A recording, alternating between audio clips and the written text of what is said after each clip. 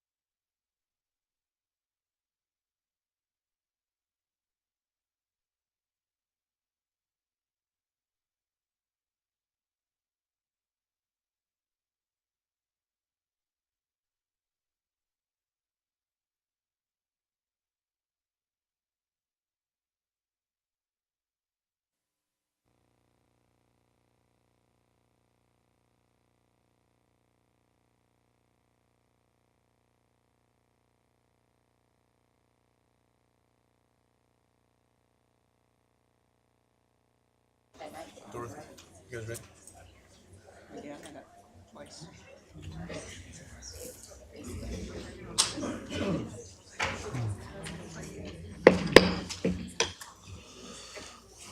Good evening. I will now reconvene the regular city council meeting, closed session. City Attorney Funk, will you please report the closed session action? Good evening, Mayor, members of the council, members of the public. In tonight's closed session, the City Council considered all items on the closed session agenda. There is no reportable action from tonight's proceedings. Thank you. Thank you, City Attorney Funk. Before we begin the regular city council meeting open session, I would like to remind members of the audience that anyone wishing to speak during public comment must obtain a number card from the city clerk. If you did not obtain a number and wish to speak, please proceed to the back of the room, and city staff will issue a number card. Lining up during public comment will not be permitted, and each speaker should remain in their seat until their number is called. The time clock will begin when you begin your comments. Per the city's council meeting rules and for fire safety regulations, all persons shall remain seated unless addressing the council or entering or leaving the chambers. Standing in the aisles or along the walls is prohibited. There is overflow seating available in the lobby. If there are no available seats in the chambers, please proceed to sit in the lobby. I will now call to order the regular city council meeting. Open session time is now 6:32. Deputy City Clerk Estrada, will you please call the roll? Yes, Mayor. Councilmember Frometa. Present. Councilmember Ortiz. Present. Councilmember Trujillo. Here. Mayor Pro Tem Pemberton. Present. And Mayor Sosa. Present. Thank you.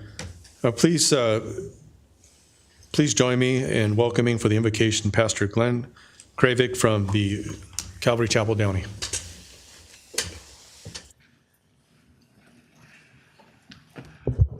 Well, I didn't get a number, but I'd like to address the city council. You don't get too many chances, so I want to talk to all of you. I had a chance the last couple of weeks to talk to our mayor and Councilman Ortiz. They came out and looked at a situation that we have at church, and it reminded me of, the Bible. A lot of people say it's not relevant for today, but I saw there with these two men, like the Bereans, it says that they reasoned with each other. They weren't unreasonable. They listened to both sides, and then they made a decision. And that's what I saw between you two. I don't know what the outcome is of this decision, and possibly all of you know why. I might gripe a little bit, but I obey the rules of the land. But also, my prayer for you, and I started praying this, is that God spoke to Solomon, supposedly the wisest man in the whole world. So that takes a lot of you out of that position of being that wisest man. But the Lord asked him, what should I give you? What would you want? Think of that. If God would say to you, what would you want? What would you ask him? And Solomon said, I want wisdom that I might rule these people. And that's what I pray for all of you up at this, everyone here, that you would seek God for that wisdom that only comes from him. Because the ways of man, the natural man, it says, receives not the things of the Spirit of God. And I pray that all of you would join with me of praying for the city council. You might like what they do, you might dislike what they do, but the Bible says we need to pray for them, isn't that right? So we should get an amen from the council anyway, isn't it? So let's pray together, and God bless all of you. Father, we come to you now, and you are the King of Kings and the Lord of Lords. You created the heavens and the earth, and you can take care of any situation and any problem that we have in this city. And Father, that the decisions that were made by this city council would benefit all the people that live and drive through Downey, that it would be a safe place. And Lord, this is my prayer. This is what we desire at our church and for the city of Downey. And I ask that you would give each council member, all the people that are in authority of the city, give them that wisdom that only comes from you. And we ask this in Jesus' holy and precious name. And everyone said, amen. I didn't get a real good amen from you guys. Come on. Amen? All right. God bless you. Thank you, Pastor. Now, please join me in welcoming Boy Scout Troop 441 for the flag salute.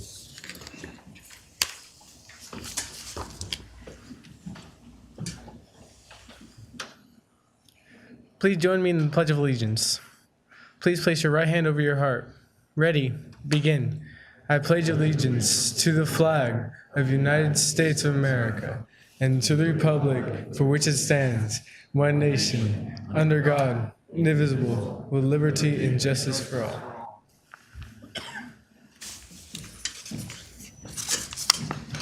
Let's hear for Boy Scout Troop 441.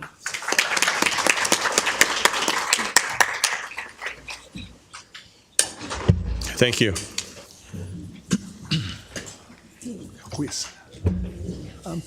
Mayor, members of the council, members of the public, just one brief housekeeping measure before the meeting begins. Per staff's recommendation, item number 2 on tonight's agenda, the public hearing for the adoption of a zoning text amendment regulating the location of bars, nightclubs, taverns, and restaurants with live entertainment will not be considered or heard tonight. Thank you. Thank you, City Attorney Funk. Now is the time for City Council member announcements, requests for future agenda items, conference and meeting reports. I'll start to my left, Council Member Fermetta. Thank you, Mayor Sosa. Good evening, everybody. Good evening to those of you that are here and those of you that are watching us via YouTube. Thank you for joining us. I would like to give a happy belated Mother's Day to all of the mothers and mother figures in attendance here tonight, from the audience to our staff, and of course to those of us on the dais. Would you please give a round of applause to the mothers in attendance?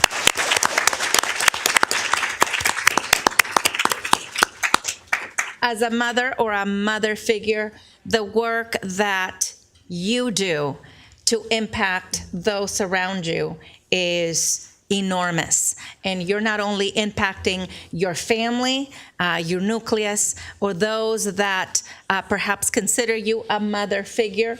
That impact goes not just to those around you, but generations. So God bless you for the work that you do and the sacrifices that you make. I hope you had an enjoyable Mother's Day. I know we have a long agenda, and I'm going to keep my comments short. We've had a very productive couple of weeks here in our community. As a council, we've attended various events, and as you know, we really try to, most of us attend together, but when we can't, when our schedules do not allow, we really divide and conquer. And I've had the pleasure of attending a few events over the last couple of weeks, including the SCAG annual conference in the desert, the Southern California Association of Governments. And as a voting delegate for the city of Downey, I had the pleasure to attend. We also attended, all of us, Assemblymember Pacheco's legislative luncheon just a couple of weeks ago. And also the Community Family Guidance Center dinner that occurred last week. And if you are not familiar with the Community Family Guidance Center, is here actually in Downey off of Davis Street, if I'm not mistaken. And they provide resources for families and children in need of mental health resources. And again, I also mentioned that because this week is Mental Health Awareness Week. And again, we are always wanting to make sure that we have a strong community. And strong community is not just made up of good roads, newly paved roads, and a strong police and fire, which is very important. But also a good community means individuals that are strong with their mental health. And so if you are aware of anybody in your neighborhood or your family that is in need of additional resources, the Family Guidance Center here in Downey, as well as TLC, they can provide resources for mental health. And with that, we also had a busy weekend. We attended, most of us attended the 31st annual community fair, the street fair, that is put together by our great Downey Chamber of Commerce, and I know Michael Calvert is in the audience. I know it was a scorcher this Saturday, but I know that we almost melted, but we didn't. We had great vendors and great visibility for small business owners here in town. And so again, a shout out to all of the people that contributed, that participated, and I always say engaged communities make strong communities. Make sure you are out there supporting our small business owners. Let's see. I want to just bring a couple of things to your highlight as awareness. We're in the thick of award season. There's a lot of banquets, and we have 3 high schools, Columbus High School, Downey High, Warren High, and there's a lot happening in our community. Certainly that we're going to have graduations in just a couple of weeks, and with that, the summer will be upon us. I want to continue to remind our families, the 22,000 students that we have in our district, and those that are new drivers or potential drivers this summer in all of our community, please be mindful and watch your speed. Again, as graduation season is here, it is sad to see that other cities around the country, and sometimes even our own city, we have seen deadly traffic collisions right around graduation and or prom season. And so once again, watch your speeds, and let's make sure that hopefully our students are not drinking and driving. I also had the opportunity to attend and moderate a panel with the National Association of Latino elected and appointed officials in Los Angeles, and that was the Latino Economic Mobility that occurred last week. Mayor Sosa was there for those couple of days.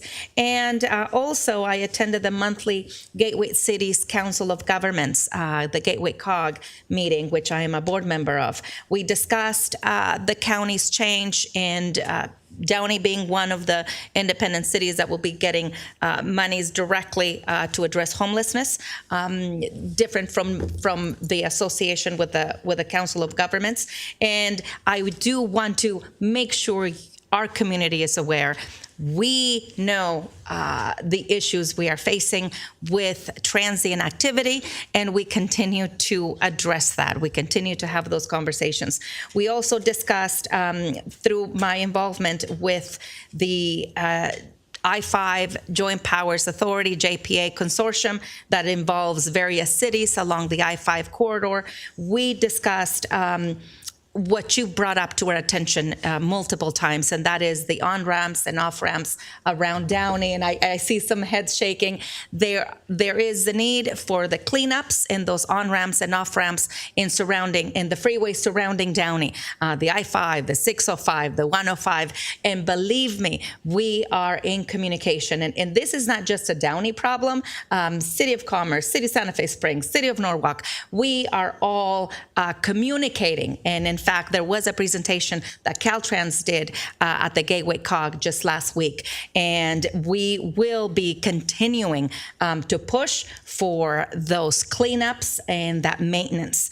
One more thing, I would like to ask, and this is again for staff. There was a really interesting email, and again, we thank our community members for emailing us, communicating with us.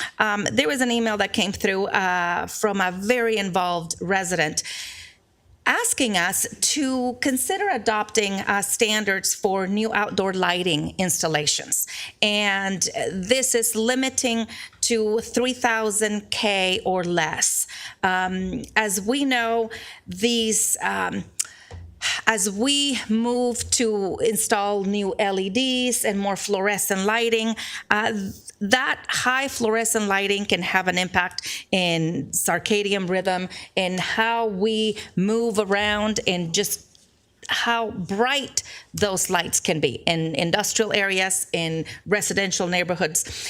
And that creates unnecessary glare and light in some neighborhoods. Cities across the country, including Flagstaff and Tucson and parts of San Diego, have adopted lighting standards and lighting codes that restrict outdoor color temperature to about 3,000 K. And so I wanted to see if we can look into that, what we can do to particular in neighborhoods, to see what the feasibility of that is. And secondly, if we can, again, from a code enforcement perspective, if we can look at those, I know small businesses, they want to attract business, but it is against our city code to have flashing lights around the windows, and I continue to see that in several strip malls, north, south, east, west, across Downey. If we can please take a look at that for code enforcement, that would be great. And last, but certainly not least, speed enforcement. I know our police department is always looking into that. And we also see that with the continuous live entertainment going on in our downtown Downey, there's some situations that arise in the early morning hours. And so we really want to find out if really the last call for beverages in some of these bars, if they are adhering to last calls for service, because then some of the downtown businesses may be subjected to broken windows and other things. That will conclude my comments. Thank you, Mayor. Just a couple of things. We do have some great events coming up. We have the Downey Coordinating Council Volunteer Awards Banquet. Most of us will be there. This is Thursday night. We also have the Touch a Truck event, and that is happening this Saturday at Independence Park. All of us will be there. That is at 10 a.m. to 1 p.m. If you have a member in your family that has sensory sensitivity issues, there will be a quiet time. In other words, they can come between 10 and 11 to look at the big trucks, public works trucks, fire trucks, are the Bearcat, as well as the helicopter. Between 10 and 11 will be at the quiet time. And then from 11 to 1, all the sirens and all those things will be happening. And with that, that concludes my comments. Thank you. Thank you, Councilmember Fermetta. Councilmember Ortiz? Thank you, Mayor. I'm actually going to second on the request that you submitted from staff. So just for the record, for the lights. Thank you, everybody, for being here. Unfortunately, I was unable to attend any events these last few weeks. I was busy at work. Mother's Day is very busy for a restaurant and Cinco de Mayo. So I just want to say thank you to my colleagues. I try my best to go to all these events. I really do try hard, and I lean on my colleagues this time around. So I just want to say thank you to them, and I'm back. So thank you guys so much. I conclude my comments for today. Oh, that was great. Councilmember Trujillo. Thank you, Mr. Mayor. I had an opportunity to attend the Youth Academy graduation at the police department with Mayor Pro Tem. Was really impressed with the caliber of kids that are going through our academy. Hopefully, they will pursue a career in law enforcement. Also had a chance to attend the Downey Council PTA Excellence in Service Awards dinner, very well attended. It's always good to see an event where both the school district leadership and the city leadership comes together. The Kiwanis Scholarship Dinner, the Downey Kiwanis Foundation. As many of you know, Kiwanis actually has two Kiwanis clubs, the morning club and the afternoon club. 4 of your council members are Kiwanians. Thank you to the Kiwanis Scholarship Foundation, who gave out in excess, I believe, of $160,000. 130. So impressive. Thank you to them, and good luck to all those graduating seniors. Hell, Kiwanis, yes. The National Association of Hispanic Realtors, the chapter that covers Downey, had their annual installation. I was invited to that to close out the outgoing board, to congratulate them. The Queens of Freestyle concert was really fun. 4 of us were able to attend. It was a sold-out crowd. We have a great theater. We have great entertainment for you. Please consider the programming that our theater provides to you for your family entertainment. Congress member Garcia was in town, gave us an update on what's going on in D.C. That Touch a Truck event, if you've ever wanted to see a helicopter land kind of up close and personal, this is your opportunity. The sheriff kindly, we actually pay for it, right? We pay for the gasoline and the pilot, but he kindly lends it to us. This is the second year, so a great opportunity. I see where Downey kids someday will remember a helicopter landing in Downey, Independence Park Saturday. Please check it out. And just remember the Downey Night Market, the 2nd and the 4th Thursday of the month, downtown Downey. Great family event. It's growing every time I go. Really proud of the Downtown Downey Business Association has done with that night market. And that concludes my comments, Mr. Mayor. Thank you. Thank you, Councilmember Trujillo. Mayor Pro Tem Pemberton? Thank you, Mayor Sosa. Good evening, everyone. In the month of May, I always like to note national recognition on the months. So May is Asian American and Pacific Islander Heritage Month. The U.S. has over 24 million people of this heritage. Also in May is Jewish Heritage Month, and we recognize the contributions of many individuals both here in the United States and worldwide. National Military Appreciation Month is also this month, and we recognize, remember, and thank our veterans on Memorial Day. I'd like to mention that the Downey Cemetery will again have a memorial and a recognition on Monday, May 26th at 9:30 a.m. And our Downey Cemetery is, as Mr. Heyman is here, a commission, is at Gardendale and Lakewood. I attended other things that haven't been mentioned. Gangs Out of Downey held their annual scholarship dinner, and 6 students were awarded $1,000, and this is in memory of fallen officer Ricky Galvez. I attended a Vector meeting, that's our mosquito board here in Santa Fe Springs with 35 other cities. Just to note that they will not be moving forward with a ballot measure to increase their fees due to the tight economy right now, but they will revisit this in a couple years. It was something like a $20 increase annually on your tax bill, and they are the ones that control our mosquitoes in town. They also are hiring for the summer seasonal workers. So if you don't get into Disneyland seasonal, you can come into Vector. And if you're interested, you can call 562-944-9656. You get a cool truck. It might be on the driving on the right side. Olson Townhomes, who's developing the 33 townhomes on the island, had an open house at Embassy Suites Hotel just to show the residents the features of their condominiums, their townhouses, and to get interest. They had a nice brochure. There will be 3 bedrooms, and it's going to be a very nice project. Phase 1 is underway right now, and they should be ready in November. They then will begin phase 2 later. And like I said, the homes are very attractive, and they offer 3 and 4 bedrooms, 3 bedrooms. Reservations of the units should be available shortly through the DRE, and pricing is not yet fixed, but it's around in the mid-700s. I attended the SIACA meeting yesterday, and I have excellent news. SIACA and the employees union, SEIU 721, have reached a 3-year agreement. The negotiations were both retrospective from July 1 of 23 to June of 26. So I'm happy to have the employees receive both COLA salary increases along with other benefits. And I would like to thank our director, Denise Woodside, her team, and union officials for reaching this agreement. There are many items in there that were negotiated, and I know they've come here and spoke on many issues. As a newly appointed commissioner to SIACA, I prioritized this issue and I pushed for resolution. Our SIACA workers, just like our first responders, are a vital part of our 14 cities that they serve. And yes, that's a lot of cities. A field technician's job entitles picking up a hurt or injured animal, checking on animal abuse, or picking up one that is deceased. So I call them our FUR responders. So I know that I will listen and respond to all your emails or calls, and that the 7-member board of SIACA is working to make improvements where needed and where we can. And know that we are understaffed, and I'd like to ask the public to please be patient with calls and response times.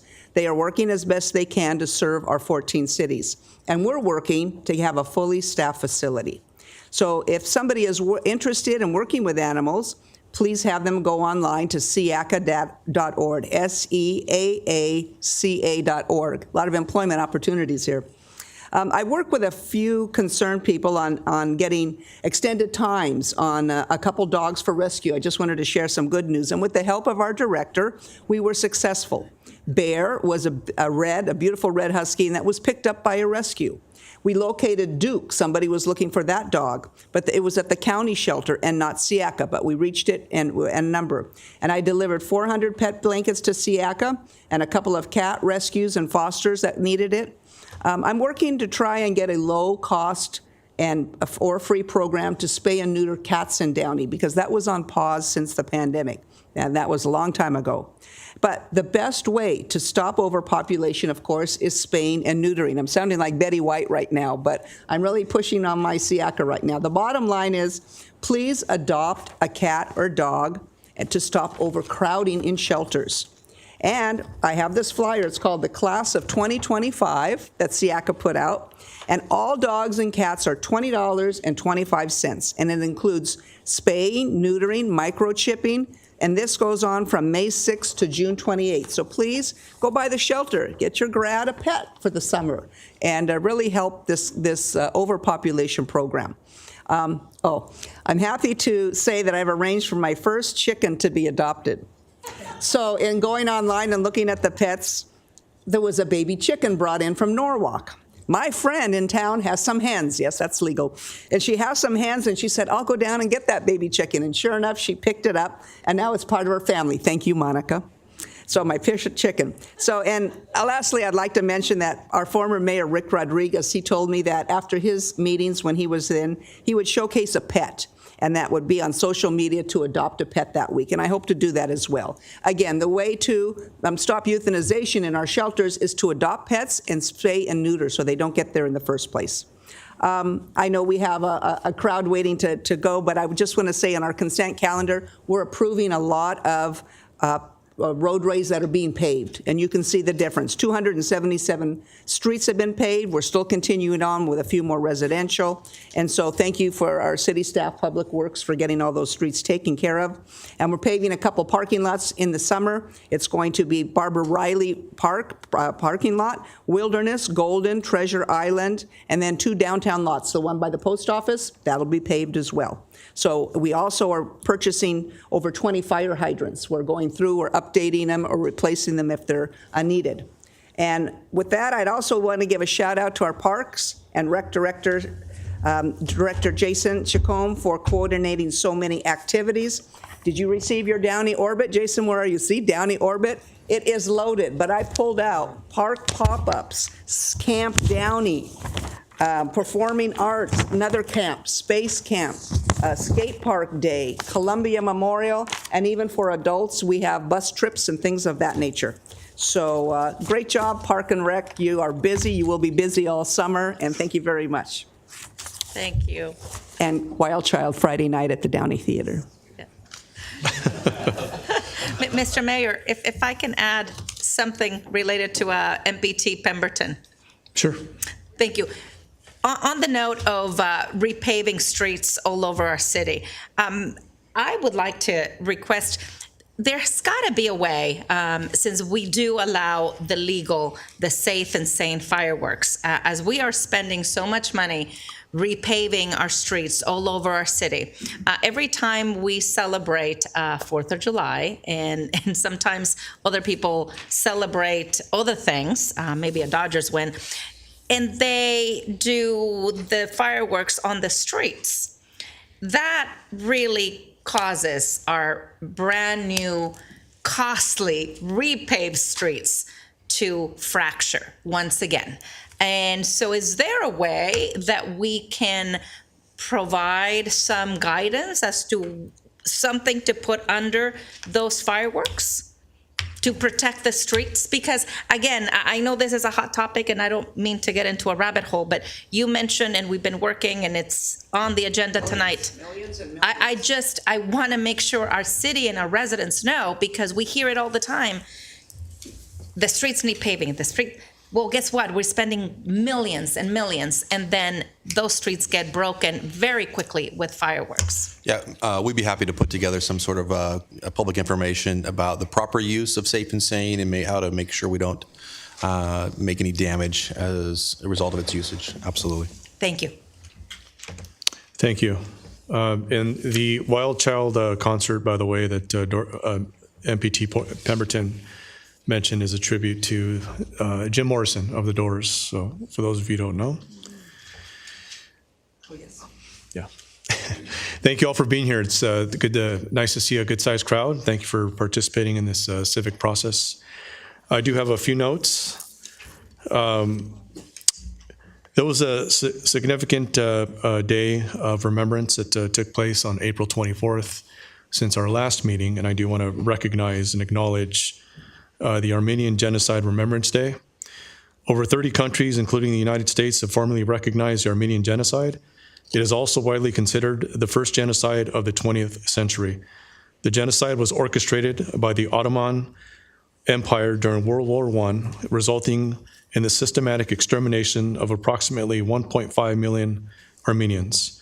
April 24th, 1915 is considered the start of the genocide, as hundreds of Armenian intellectuals and community leaders were arrested and later executed in Constantinople. Yeah, there you go. In 1997, the California State Assembly declared April 24th as Day of Remembrance for the Armenian Genocide 1915 to 1923, and for the victims of the Sumgate pogroms of 1988 and Baku riots of 1990. It's important to recognize the Armenian Genocide in order to honor the victims, learn from the past, and to celebrate the resilience and cultural preservation of the Armenian people. Thank you. Again, I do have a few notes here. I did attend the League of California Cities up in Sacramento for a couple of days, and the city of Downey was chosen to participate in a couple of panels. I did participate in one panel along with City Manager Roger Bradley, our police chief Scott Lochner, and also a longtime Downey volunteer, former MLB pitcher Darrell Jackson, and that was for the significance of gangs out of Downey, the proactive nonprofit in the community that does a lot of good work in helping kids find positive resources, keep them off the streets, keep them out of gangs, and to try to break the gang cycle. And we also had another panel represented for the city of Downey when public comment goes wrong, and that was done, very well done, by our city attorney, John Funk. And he was a real popular guy after that panel, by the way. Also, I did get to, I attended a bunch of scholarship events. I won't bore you with all those. Some of my colleagues did mention some of those. And I did get to attend the Special Needs Awareness Fair held at Apollo Park last weekend. And I want to commend Jason Chacon and his Parks and Rec team for such a great job, a great fair, a lot of resources brought to the table for our special needs community.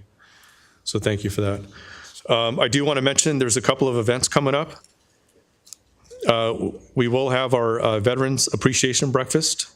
It's going to take place at the Columbia Memorial Space Center, and that's going to be on Saturday, May 24th, which is Memorial Day weekend, and that's going to be from 9 a.m. to 11 a.m. So if any of you know of any veterans, local veterans that'd like to come by and hear from some speakers, and there'll be a bunch of resources shared for our local veterans. So come join us. And there's also going to be a small car show as well from a veterans group that does car shows. Also, the month of May is Mental Health Awareness Month. The month of June is also Men's Mental Health Awareness Month. And for the first time ever, the City of Downey will be hosting a Men's Wellness Resource Fair on Saturday, June 7th. and that'll be from 11 a.m. to 2 p.m. at Apollo Park. And it's basically a wellness fair for men, but families are welcome. There's going to be a lot of activities and resources for families and kids. It's going to be a fun day filled with resources, mainly geared towards men. When we talk about men's mental health, there's a stigma to that. We kind of want to break that stigma and provide some valuable resources for our men. So come join us. It's on Saturday, June 7th at Apollo Park. And I do have one request for staff. I'm not sure if this has been requested already, please let me know, but would like a traffic survey on Lakewood going northbound past the 5 freeway, looking at a possible left turn signal on Vista Del Rosa. Has that been requested? Yes, I requested that. Okay, well, good. All right. We're on. And we thought we had it, but it wasn't, so. Okay, well, I guess we really want that study, right? Anyways, that concludes my comments. Now it's time for city manager comments. Thank you, Mayor. Nothing from staff today. Oh, that was great, thank you. All right, now I will make my way down for presentations.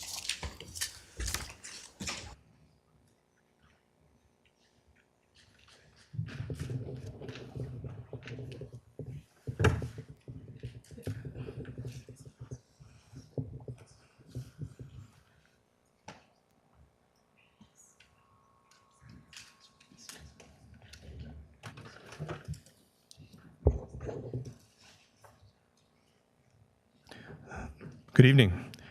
So we do have several presentations tonight.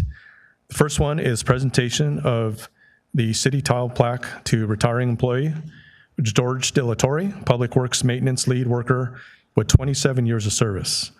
I will now call upon Director of Public Works, Matthew Baumgartner, to assist with reading. I'm not supposed to read that part, but yeah, come on up, Matthew.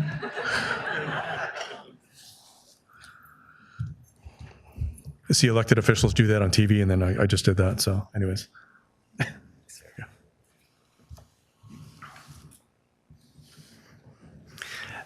Thank you. We're proud to honor Mr. George de la Torre, who's been an incredibly valued member of the Public Works team, as the mayor said, for the last 27 years. George is a wealth of knowledge. He's also just the kind of staff member who really helps mentor other staff. He's always got a smile. He's always got a great attitude.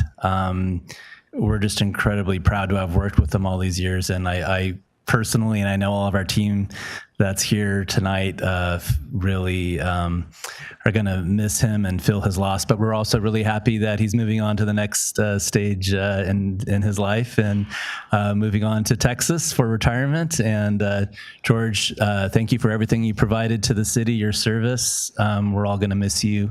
I know our community is going to miss you. And thank you. Please come up.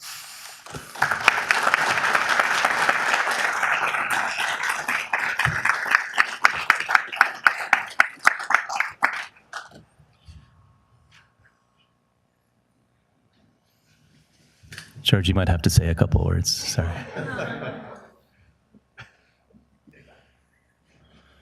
Well, first of all, I want to thank everybody. I'm proud that I got to serve all of you guys. I mean, I did the best that I could. There's still a lot out there to do, but I'm not the only one that does everything for you guys. I also want to thank Lino for removing the graffiti from the city. Gio Amador for taking care of all the trees, saving the trees on the city, taking care of the parks. Lisa for helping everyone on the city. My boss, of course, all the projects on the city. I mean, people very, very important to me. It's also like fire department and a police department. There are the difference between our lives and death. And also all the people behind me that makes everything that we do possible. Thank you. Appreciate that.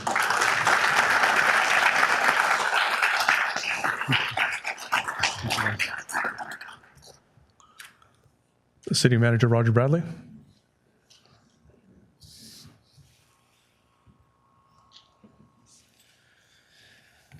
So this is definitely one of those ones that hurts. Seeing you go, George, we're very proud to have had you a part of this team. I come down here all the time, and you got nothing but a smile on your face. Very kind, very conscientious person. Really appreciate all the hard work you put into this city. Very happy for you and the new adventures you're going to be able to be a part of. So on behalf of the city, I wanted to present you with the city tile to say thank you for your many years of service. We look forward to continuing hearing great things and great times that you're having with you and your family. Thank you, sir. Thank you.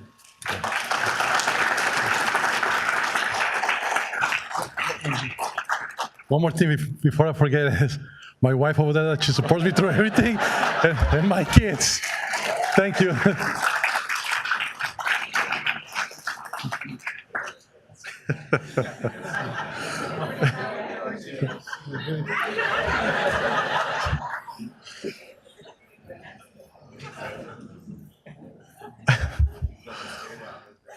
I'm trying to think of a way to get them out of that, but anyways. George, here we have a city pin for you, okay?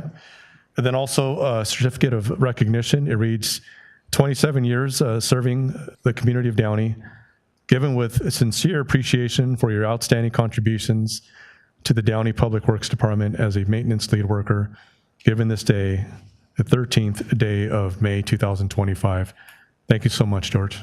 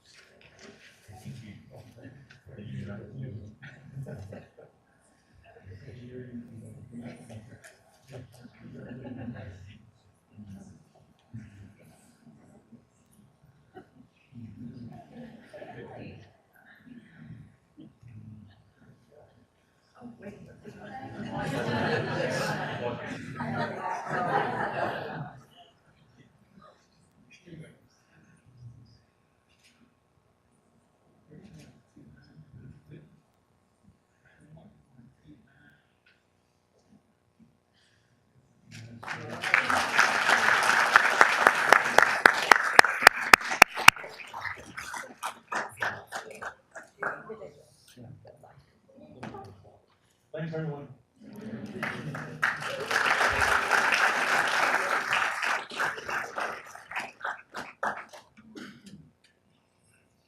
I'm sure you guys can instantly tell, but George is definitely one of the most genuine, nice guys here in the city of Downey. So congrats again, George.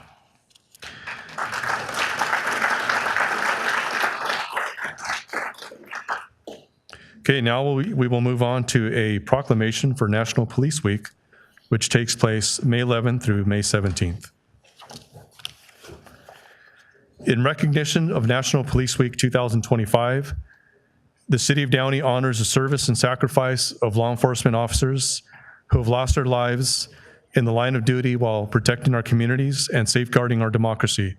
National Police Week takes place each May, with May 15th designated as Peace Officers Memorial Day. The annual Candlelight Vigil in Washington, D.C. serves as a national tribute to fallen officers. Here in Downey, our police officers play a vital role in upholding the rights and safety of our residents.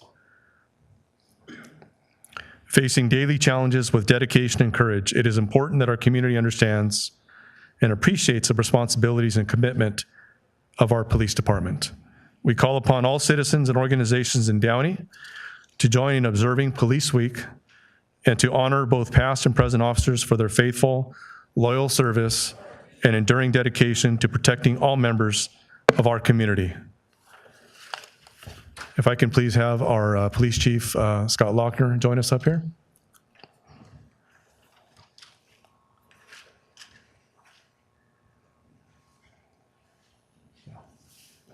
No safe fingers. No safe fingers. All right. Thank you, Mayor Sosa. So those of you who don't know, in 1962, President Kennedy declared May 15th as National Police Officer Memorial Day. and the week that day falls in as National Police Officer Week. Tragically, our department has had two officers pay that ultimate sacrifice. April 10th of 1981, motor officer Wayne Presley was on traffic when he was struck by a drunk driver. His partner, Steve Guthrie, fortunately suffered major injuries, but fortunately was able to return back to work and have a successful career and retired as a sergeant here. The second one occurred on November 18th of 2015 when Officer Ricardo Galvez was working as an agitator that night, and when we returned back to the station from that training, he was shot and killed by 3 gang members. In recognition of these officers this year, we had 4 different officers participate in the Unity Tour. We had officers Manuel Castro, Adon Avila, Rebecca Smith. I'm drawing a blank on the last one, but they started that 250-mile bike ride on May 10th in New Jersey, and that concluded in Washington, D.C. on May 12th, which officially launched National Police Officer Week. The 4th officer was Officer Quintero. Thank you very much, Mayor, for recognizing our officers who have paid that ultimate sacrifice. Thank you.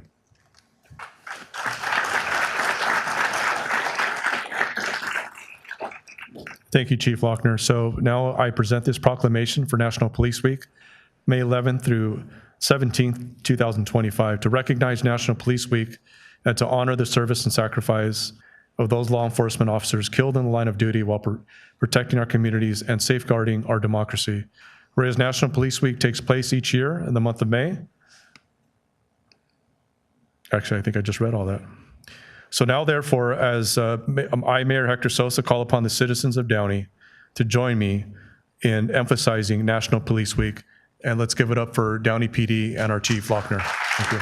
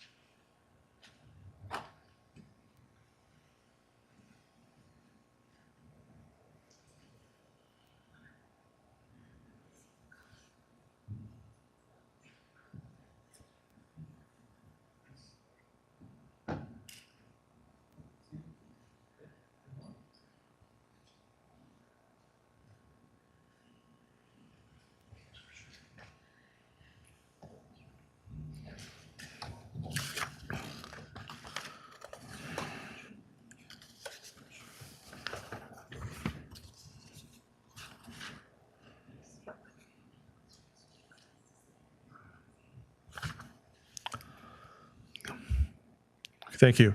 Next, we have up Public Works Week, May 18th through the 24th. The City of Downey proudly recognizes the critical role public works professionals play in maintaining the infrastructure, services, and facilities that support our community's health, safety, and quality of life. These dedicated individuals, engineers, managers, and workers across both public and private sectors are responsible for building, maintaining, and improving the vital systems such as transportation, water supply, waste management, and public buildings.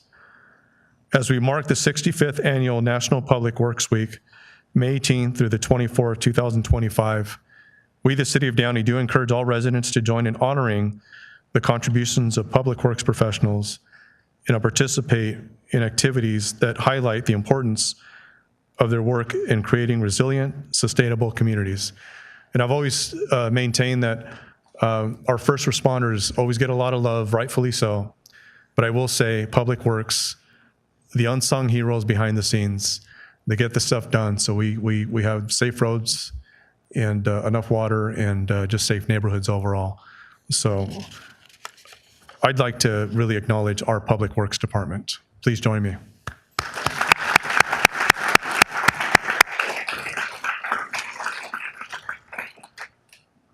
Now I'll call upon City Manager Roger Bradley.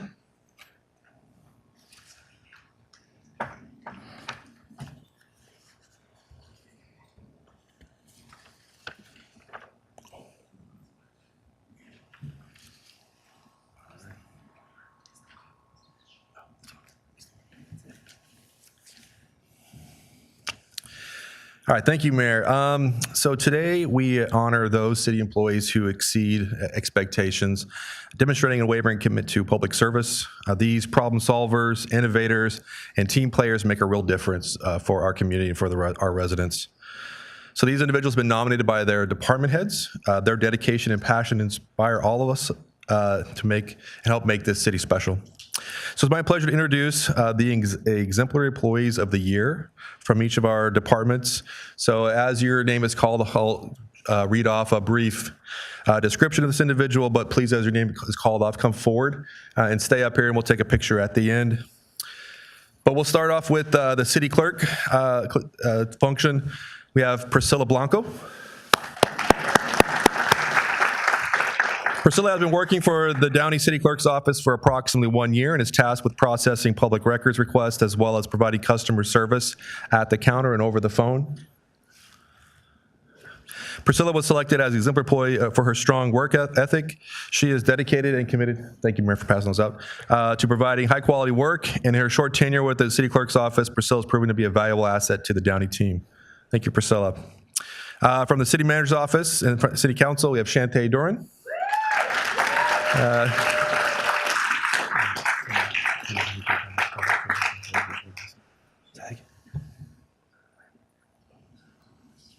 Gotcha. Shantae joined the City Manager's office in April of 2024 after previously serving in the Parks and Recreation Department and quickly became an integral part of the team. She has contributed to a wide range of projects, including the new city app, website, budget, user fee updates, and special event street closures. Shantae has also played a key role in organizing community events such as Doodalicious and the Vietnam Veterans Day.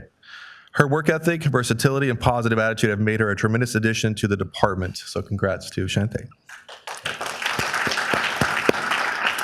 From the Columbia Memorial Space Center, we have Soraya Quintana. Soraya joined the Space Center nearly 10 years ago as a student volunteer and has excelled in her career here. Now as a staff member in charge of graphic design, exhibit development, and archive work, as well as assisting with the current volunteer program. So thank you, Soraya. From the community development, we have Jessica Flores. Jessica began her career in Downey as a part-time intern and has grown into her current role as senior management analyst over 20 years of dedicated service. Her deep understanding of community development allows her to effectively support the planning, building, and code enforcement divisions while ensuring alignment with the city's strategic planning goals and budgets. Her passion for public service and deep knowledge of community development have made a lasting impact. Jessica's unwavering commitment, professionalism, and heart for the Downey make her an exemplary and vital asset to the city of Downey. Next in finance, IT, we have Susie Martinez. Susie joined the team in 2015. She is an integral part of the finance team, serving as senior accountant, where she provides oversight of the city's finance accounting team and functions, including the management of the city's CIP program. Susie has a great personality, always willing to provide support to coworkers and residents with a smile, no matter how busy she is. In addition, she loves learning new systems such as ClearGov, which is our budget software, and new GASB regulations to better the city. Thank you, Susie. From Fire, Wendy Garcia. Fire would like to recognize Regional Fire Communications Operator Wendy Garcia. On a recent emergency call involving her very sick child, Wendy went far above the standard expected of her. She used her training in emergency medical dispatching and talked the caller through medical care of the child while fire department resources responded. Wendy's efforts contribute to a positive outcome for that patient. Thank you, Wendy. From Human Resources, we have Helena Romero.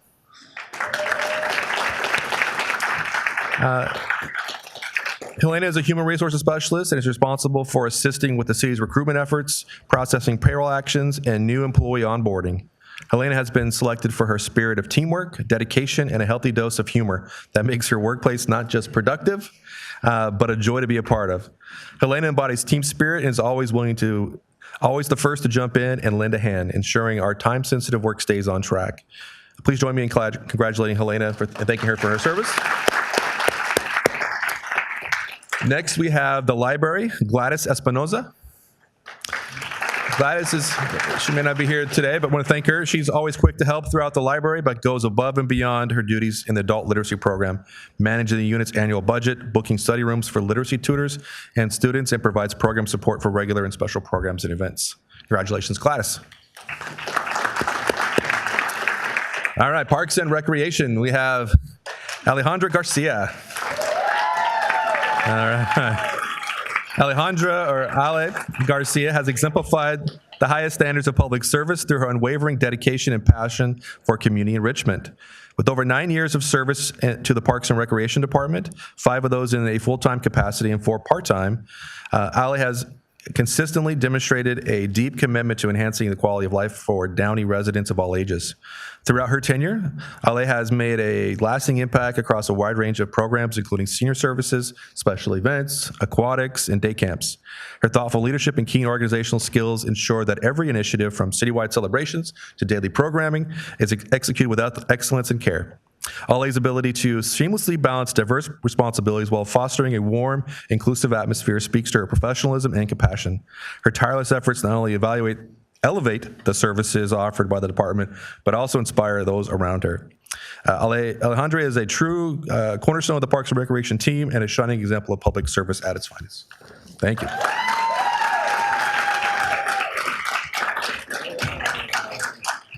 All right, from the police department, we have Lisa Casados. All right.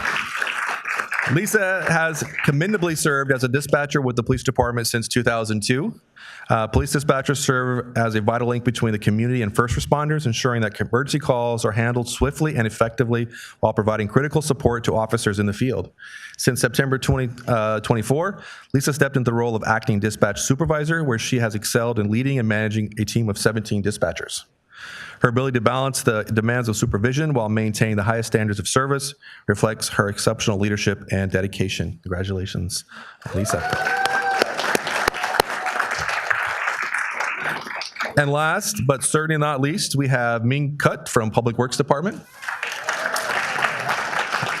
I'm not sure if he was able to make it tonight, but we want to thank him. And he was hired in 2019, and he oversees the day-to-day operations of fleet maintenance and is the first point of contact for all our customers, always approaching every interaction with a positive attitude and a readiness to help in any situation. His vital contributions to updating the MAINT maintenance software have played a key role in ensuring city vehicles remain in top conditions. So I want to thank all of those individuals and make sure they understand how appreciated we are of their efforts in maintaining this community and making this organization excellent.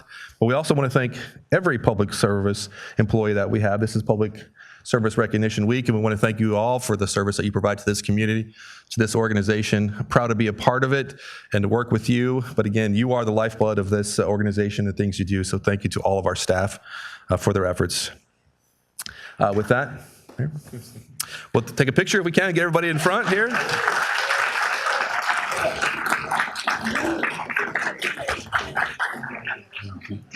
That's what it was. Oh, yeah.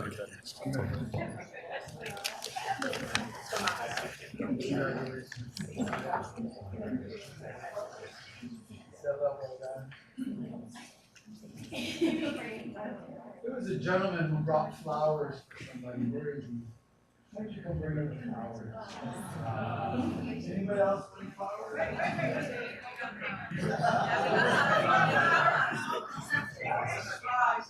Oh, did I blow this? We'll go on this side. I'll come over here. I'll balance it out with you on this side.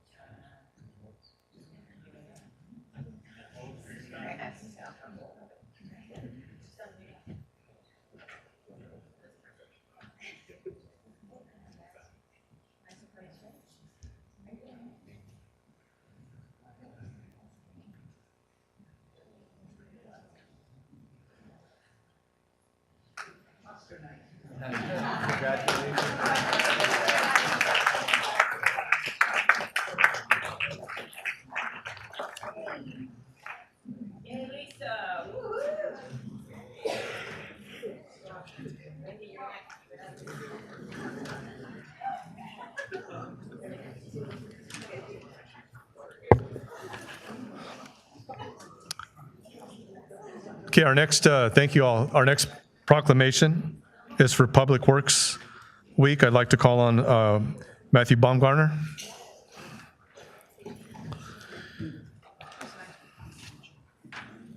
My apologies, we got kind of mixed up there, and I've already read this, but I would like to have Director Baumgartner accept this and like to say a few words.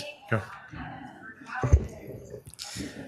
Thank you, Mayor Sosa. We are very proud to serve our community in maintaining and developing our roads, our sidewalks, looking over our streetlights, traffic network, and keeping our parks, facilities, and trees well maintained. On behalf of all of our staff, we're very pleased to accept this proclamation. Thank you. Thank you.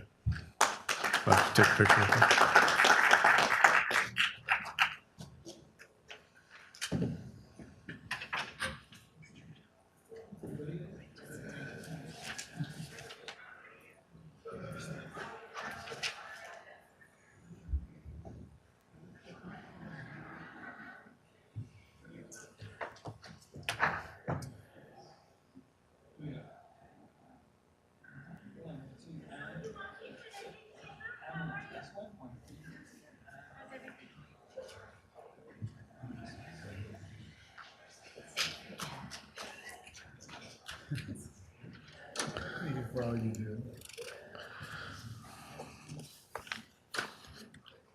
Okay, one final proclamation for Small Business Month in recognition of our vibrant small business community.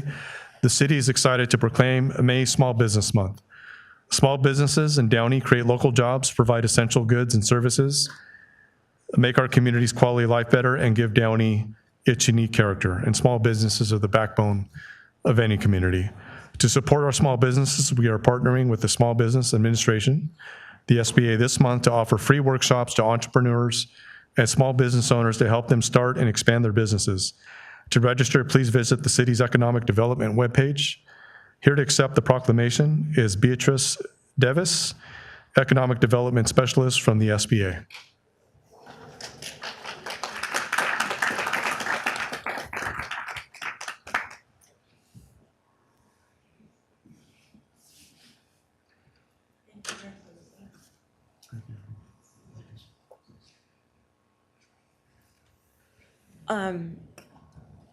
I work for the LA District Office of the SBA, and our service territory is very broad: Santa Barbara, Ventura County, all of LA County, up to Claremont, Pomona. I have the honor of working with the city of Downey. It truly is a privilege to see the vibrant business community and the leadership within the city. Thank you, a special thank you to Austin Ramirez for the wonderful collaboration that he works with us. He's just amazing. And please, my hat's off to all small business owners, because in these days and times, it's very, very difficult to maintain businesses. But with the support of your city, go for it and know that the LA District Office is here to support you. Thank you very much. Thank you.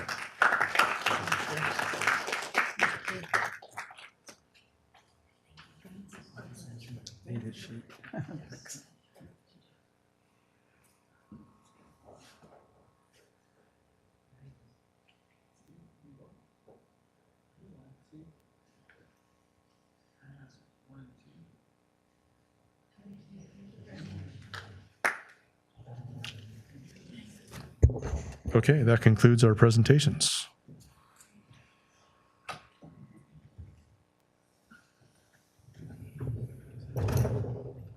Take my title down.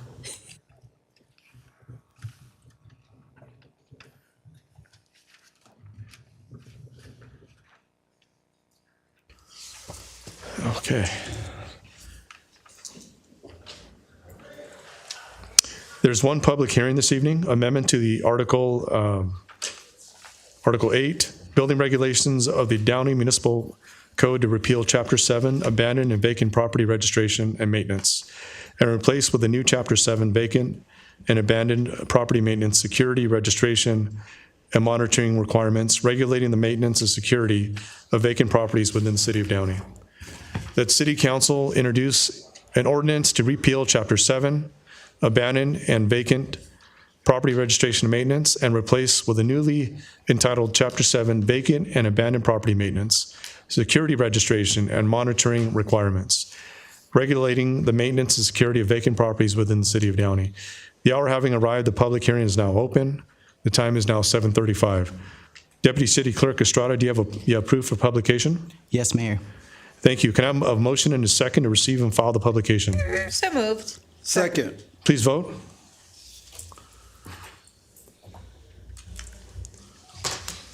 The motion is passed unanimously.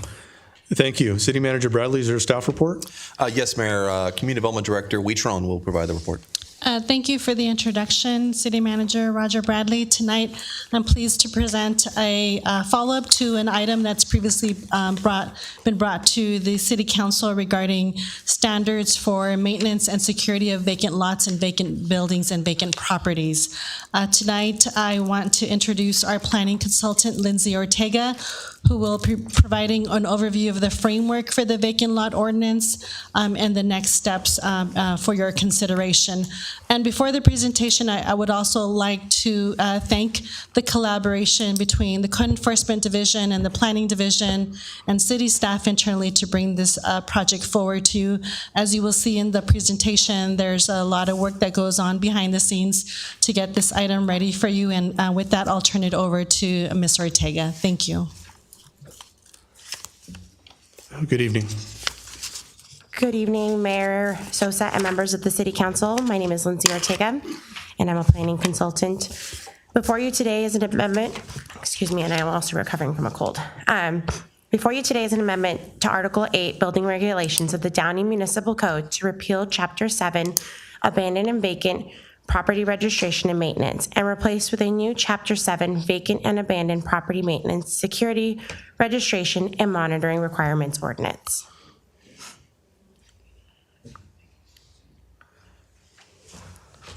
On February 13, 2024, the City Council requested staff to evaluate options for addressing deteriorated and unsightly property conditions associated with vacant lots in the city, specifically an ordinance for registering vacant properties.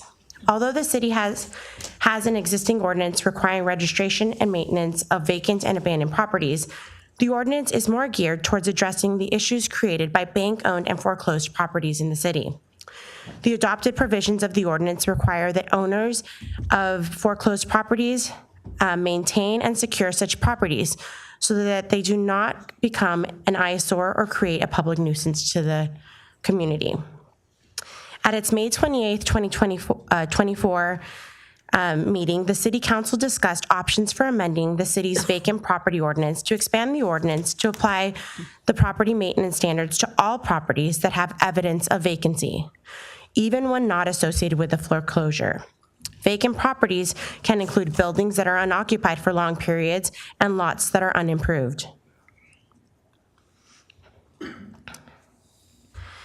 In Downey, Code Enforcement Division of the Community Development Department is taking a proactive lead in conducting outreach with property owners of various vacant properties, including registered and non-registered properties. Through this process, staff have identified that many of the properties that lack ongoing maintenance are vacant properties which have owners who may live locally or have local ties, and have acquired them with the intent of developing them in the future. When staff first began this effort in February 2024, 49 vacant property sites were identified. However, as of today, approximately 64 properties have been identified. 31 are registered properties, 21 are non-registered vacant buildings, and 12 are registered vacant lots. And here are a few maps. We did map the identified properties per district.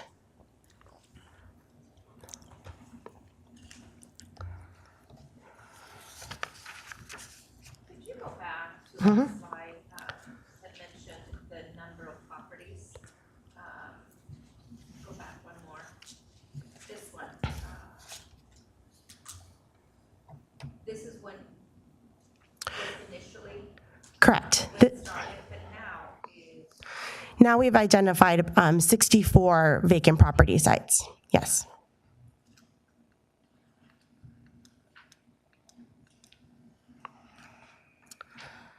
All right. The purpose of the proposed ordinance is to establish standards and requirements for the maintenance and security of all properties and structures within the city that are identified as vacant, as well as establish a registration program for vacant properties that are either abandoned or otherwise have adverse impacts upon the community, as a mechanism to protect the health, safety, and general welfare. The requirements of this chapter would be complementary and cumulative to other standards, such as requirements set forth in the Downey Municipal Code, including but not limited to Article 5, Chapter 9, which relates to public nuisances. The proposed ordinance will implement different processes for different types of vacant and abandoned property sites and establish definitions for vacant and distressed and abandoned properties. A vacant property is any real property that is undeveloped or any real property, building, structure, or portion thereof that is either substantially vacant or occupied by unauthorized persons. Any real property or any building or structure that shows evidence of vacancy. A distressed and abandoned property meets the following conditions, which is under current notice of default, under current notice of trustee sale, pending a tax assessor lien sale, has been subject to foreclosure sale with the title retained by the beneficiary of a deed of trust, or has been transferred under a deed in lieu of foreclosure. In addition to identifying a site as vacant or distressed and abandoned, the proposed ordinance establishes 3 vacant property registration categories. Staff wanted to provide a framework based on other cities that would allow for flexibility for staff to work with property owners towards a goal of rehabilitation and occupancy. Therefore, 3 categories are established for categorizing properties. These categories include a stable property, at-risk properties, and hazardous properties. Stable properties do not exhibit evidence of vacancy, and every building and structure is maintained to allow for safe occupancy of its approved use. There's no evidence of intrusion by unauthorized persons, and the owner agent is responsive to city requests and regular monitoring. At-risk properties exhibit minimal levels of evidence of vacancy. Every building and structure needs minimum or minor repairs to allow for safe occupancy of its approved use. No cracked or broken windows nor secured openings to any of the buildings are identified. And owners or agents are responsive to city requests, but not regularly monitor the property on a proactive basis. In hazardous properties meets definition of an abandoned property.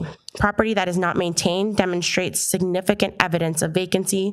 Significant repairs are needed to allow for safe occupancy of the building for its intended use, and buildings and structures show broken or cracked windows, boarded up openings, or evidence of intrusion. Buildings or structures at the property subject may have orders to vacate, and owners or agents are unknown or unresponsive, and the property does not appear to be monitored. The ordinance also establishes property maintenance standards. The general property maintenance standards include maintaining a neat, clean, healthful, and sanitary condition, securing entryways into vacant buildings or structures, the property's free of junk, trash, and debris, free of newspapers, flyers, printed materials, graffiti, tagging, or other markings, and no parking or storage of inoperable vehicles. The property would be maintained with vegetation that is healthy and trimmed, and replaced if necessary, pest and rodent free, maintained pools, spas, fountains, and other bodies of water, and no public nuisance conditions would exist.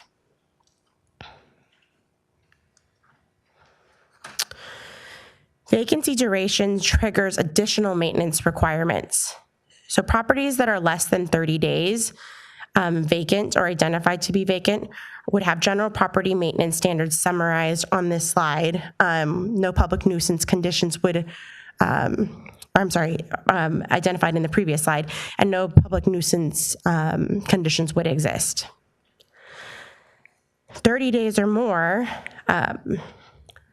the property would have a letter of agency authorizing enforcement related to trespassing, would install no trespassing signs, submit and contact responsible entities or individuals for maintenance and security, and there would be boarding with prior written approval applies to any at-risk or hazardous identified categories or identified sites. 60 or more days would include the above mentioned criteria and maintenance requirements, and as well as registering the property and corresponding vacant property with registration fees. There would be documentation to submit to the city with regular inspections, submit vacant property mitigation plan to identify how to rehabilitate the site and ensure general property maintenance standards, future plans for the property, and identify hazardous categories, removing any personal property from interior or exterior conditions. For properties vacant for 90 or more days, the above would still apply. And then additionally, there would be requirements to drain or fill or cover pools, jacuzzis, spas, or fountains as necessary. If it's a hazardous category, install motion activated lighting at entrances and exits with security cameras, and possibly retain services of local property management if the owner does not live within a 15-minute or 15-mile radius to the property. Flexibility, though, would be applied, and the ability of the community development director to determine if more appropriate or differing requirements would need to be applied to the site.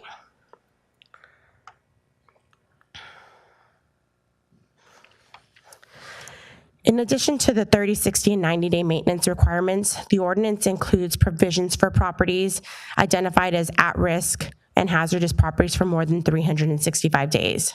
Again, this allows staff to make a more firm approach with property owners to identify the future intentions of the site, such as requiring demolition, rehabilitation, or redevelopment. If the property owner continues to work with staff, then staff can provide flexibility with the ultimate goal of getting the site to a stable category. The following would apply to properties categorized as at-risk or hazardous when vacant for more than 365 days. And again, this could include the city's issuance of a notice to rehabilitate. Within 15 days, the owner would need to submit a letter of intent indicating their intent for the property. Within 30 days, submit plans to obtain permits per that letter of intent, and within 60 to 90 days, a complete demolition if that option is selected by the owner.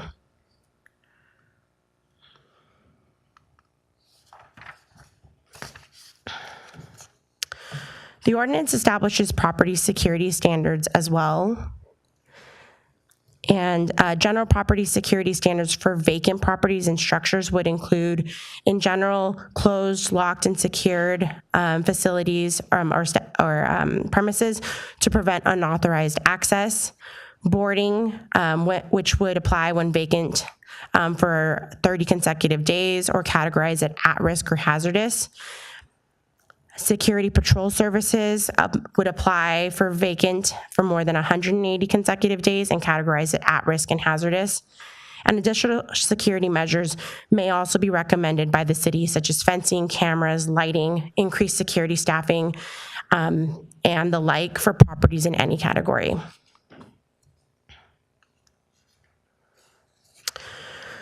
The ordinance continues to address the maintenance and security of distressed and abandoned properties, such as foreclosed or in a trust, and the owner is required to retain services of a local property management company if the owner does not live within 15 miles of the property.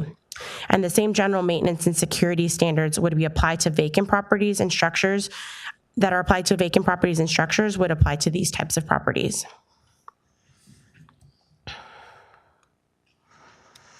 As proposed, the ordinance establishes a vacant property registration program administered by the Community Development Department. This would include providing general information about the vacant or abandoned distressed properties, such as the last legal use of the property, utility services, and the like. They would be required to pay a registration and monitoring fee and submit change information within 10 days. Continuous registration and monitoring fees would be required throughout the duration of vacancy. The current fee for the existing abandoned and vacant property registration and maintenance program associated with the foreclosed and defaulted properties is $1,222 for registration and monitoring, and the actual cost to implement the program is $3,450 per property. The city is recovering 35% of that program cost. Based on the staff's estimate, it will take approximately 3 hours to intake, review the application, and conduct the initial inspection and categorize the property. Therefore, a one-time registration fee at 100% cost recovery would be estimated at $405. Ongoing monitoring frequency will be based on the property's assigned category as stable, at risk, or hazardous. A cost calculation and fee schedule for monitoring the property by category is shown here and in the staff report. And for example, the program registration and monitoring costs applicable to properties calculated at full cost recovery would include, for stable properties, an annual fee of $945, which is a $405 registration fee and a $540 monitoring fee. At-risk properties would be an annual fee of $2,025, which would include the $405 registration fee and about $1,620 for annual monitoring. And hazardous properties would include a fee of $7,425, which would include the $405 registration fee and a $7,020 annual monitoring fee. City staff will present a revised fee schedule for the proposed ordinance to the City Council. Staff anticipates that the new fee schedule would be presented at the second reading of the proposed ordinance if introduced by the City Council. And this would include an appeal fee and as well as an appeal fee and any reinspection fees that might be required outside of the fees collected as part of regular routine monitoring.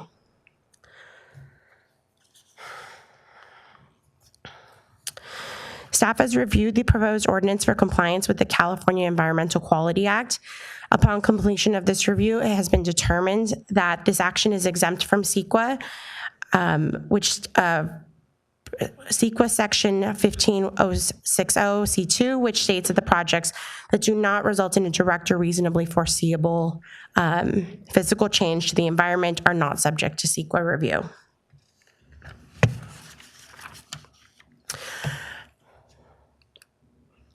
On May 1st, 2025, a notice of the public hearing was advertised in the Downey Patriot as required by the California state law and Downey Municipal Code Section 512, and a notice was mailed to the property owners of the 49 properties identified in the staff report. At the date of this presentation, staff has not received any correspondence regarding the applications, or regarding this application. Quick question. You said 49, but not the 64? No, the 64, the additional were identified after the staff report and public notice. Staff recommends that City Council introduce an ordinance to repeal Chapter 7, Abandoned and Vacant Property Registration and Maintenance, and replace with a new Chapter 7, Vacant and Abandoned Property Maintenance, Security, Registration, and Monitoring Requirements, regulating the maintenance, security, and monitoring of vacant properties within the City of Downey. And that concludes my presentation, and I'm available for questions. Thank you. I just had a quick question. How many those properties were considered at risk and hazardous? Do we know? Mayor, I have a general, I can answer that question. More recently, just maybe also to segue and to Councilmember Ortiz's question, and since we've been finalizing the report, we have done some additional recognizance through our code enforcement staff to visit some of these properties to get ready for tonight's meeting and some of the questions that we were anticipating. Through our general high-level code enforcement work and just looking and preparing for tonight, we have approximately, I would say, between 5 and 10 properties that would be considered at risk. They fluctuate between being at stable and at risk, and those are because they have active code enforcement cases that staff is working with the property owners to establish property maintenance plans, having them install no trespassing signs to be able to keep them at the stable category. So that hopefully answers your question. So that was at risk, but what about hazardous? Oh, at risk and hazardous. Hazardous, we have had hazardous properties in the last year and a half. Those are properties that we have had collaboration with fire and the police department. We've been able to get those properties to, if I had to categorize them with this new framework, to be within the at-risk and even at the stable stage. And some of those properties might be something that you remember. We've had some fires at some buildings. We've had some board ups that we've implemented, and we now have a local liaisons for those properties, and so we've been able to move them down to the stable category. Of course, we don't have a formal program, but if I had to say, they would be stable. Sometimes properties fluctuate to at risk, and that's typically because of the trespassing that happens. But we also have established relationships with the local representatives to quickly act on that, to again bring them back, repair them, add some security measures, and then bring them back to the stable category. So out of the 64 that currently are in the category of all those properties identified, 5 to 10 out of those 64 are only within the at-risk? With the at-risk, they fluctuate between at-risk and being stable. Okay. So the majority are at the stable. Okay. And that is because of the collaboration between the code enforcement team. Sometimes we meet with the police department for suggestions, even with the fire department, to make sure that whatever we're implementing, if we're implementing locking and bolting of doors, that we're not compromising the safety factor, and making sure that alarms are still working, and that if fire department needed to access the building, that we're not compromising that. So we are able to keep them at the stable. The majority are at the stable based on our high-level assessment, but I think we have a pretty good idea of that. Okay. So these are vacant properties, but I was looking at the report for District 1, and there were some properties that don't seem vacant, that I personally know some people that live in those properties, so I just... So then, thank you for that question, Councilmember Ortiz. We actually had that discussion earlier in the last few days in preparation for tonight.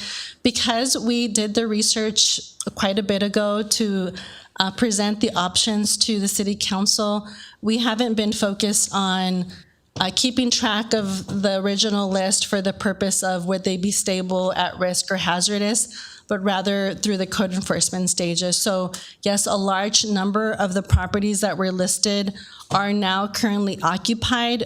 They're registered because they were previously vacant. We have about 25 that were registered because they were vacant, but since then we've confirmed that they've been occupied. So there, again, there's quite a bit of change dynamics that go on between the transfer of properties, why they're acquiring them. They're vacant for a period of time because a lot of times people are holding them or trying to remodel them, or maybe looking at development opportunities, and then they become occupied. So I would say about 25 of those, if not more, are now occupied that were on the original map. If I may, how How recent is this report? I know we've it's a long process, and it takes some time to really zero in. But what we're looking at here, how recent is this? How recent is the data in the report, you mean? The data is from the 49 dates back to February of 2024. Okay. The number that Ms. Ortega referenced today of 64 is based on some additional staff time that I authorized with the Code Enforcement Department, specifically focusing on trying to prepare and understand our inventory. Since we don't have an official program, I did want to be able to answer questions tonight. So we did spend some time trying to assess if we were asked the questions that were being asked tonight, how could we answer them? Okay. So the maps that we're looking at are actually, the data is a year old. Yes. Okay. All right. And now, a question for, thank you for that. Thank you for the presentation. The Downey Municipal Code that was mentioned in one of the slides, 8615, as far as 90 days to drain pools, jacuzzis, and spas, given the propensity for, mosquito breeding and during hot months, and I know our council colleague here is in vector control, I think 90 days is an excessive amount of time. If you have a vacant property and it's in the heat of summer, that 90 days, mosquitoes breed very quickly. So I would like to... You're not having pool maintenance anyway. Exactly. You know what it's like after 3-4 weeks. Oh, yes. It goes by very quick. I would like to, given that we are making changes to this ordinance, I would like to bring it up and not have it under 90 days. But, the moment we see there is a property that is in the hazardous, 60 days, and even 60 days, I think it's too long. But at the same time, at what point is the city, is that tipping point or the trigger, knowing that this particular property is vacant and something needs to be done to drain, whatever pool or spa they may have? The ordinance does provide some provisions that allow for for flexibility, that the community development director can assess the property and determine if additional or different types of requirements should be applied to the site based on a case-by-case basis. So if the site does have a vacant pool that needs to be drained, there are provisions that would allow for the community development director for hazardous sites to apply additional standards. Because I would assume a vacant house, they're not going to keep the pool maintenance. It's one thing to have a vacant house and a nice crystal clear pool, which isn't going to happen. Yeah, no, that's not. So, Councilmember Trujillo, you had a question. Yes, I'm just worried that if you have the 90-day clause here, even though you may have other sections of the code that permit the city to enforce something about the pool, it might be contradictory. So I also would feel more comfortable if we eliminated the 90 days and put in language that gives the city the power. If you find any pool that we think is deemed hazardous, the city can act immediately without, I'm just afraid that the owners are going to litigate this in 90 days. If I may, thank you for those comments to the various council members. If we can, I don't know if we can go to the slide that has the triggers for additional maintenance standards. There is a reference that for all the properties, regardless of the number of days, they're subject to the Downey Municipal Code 5902, which is already existing.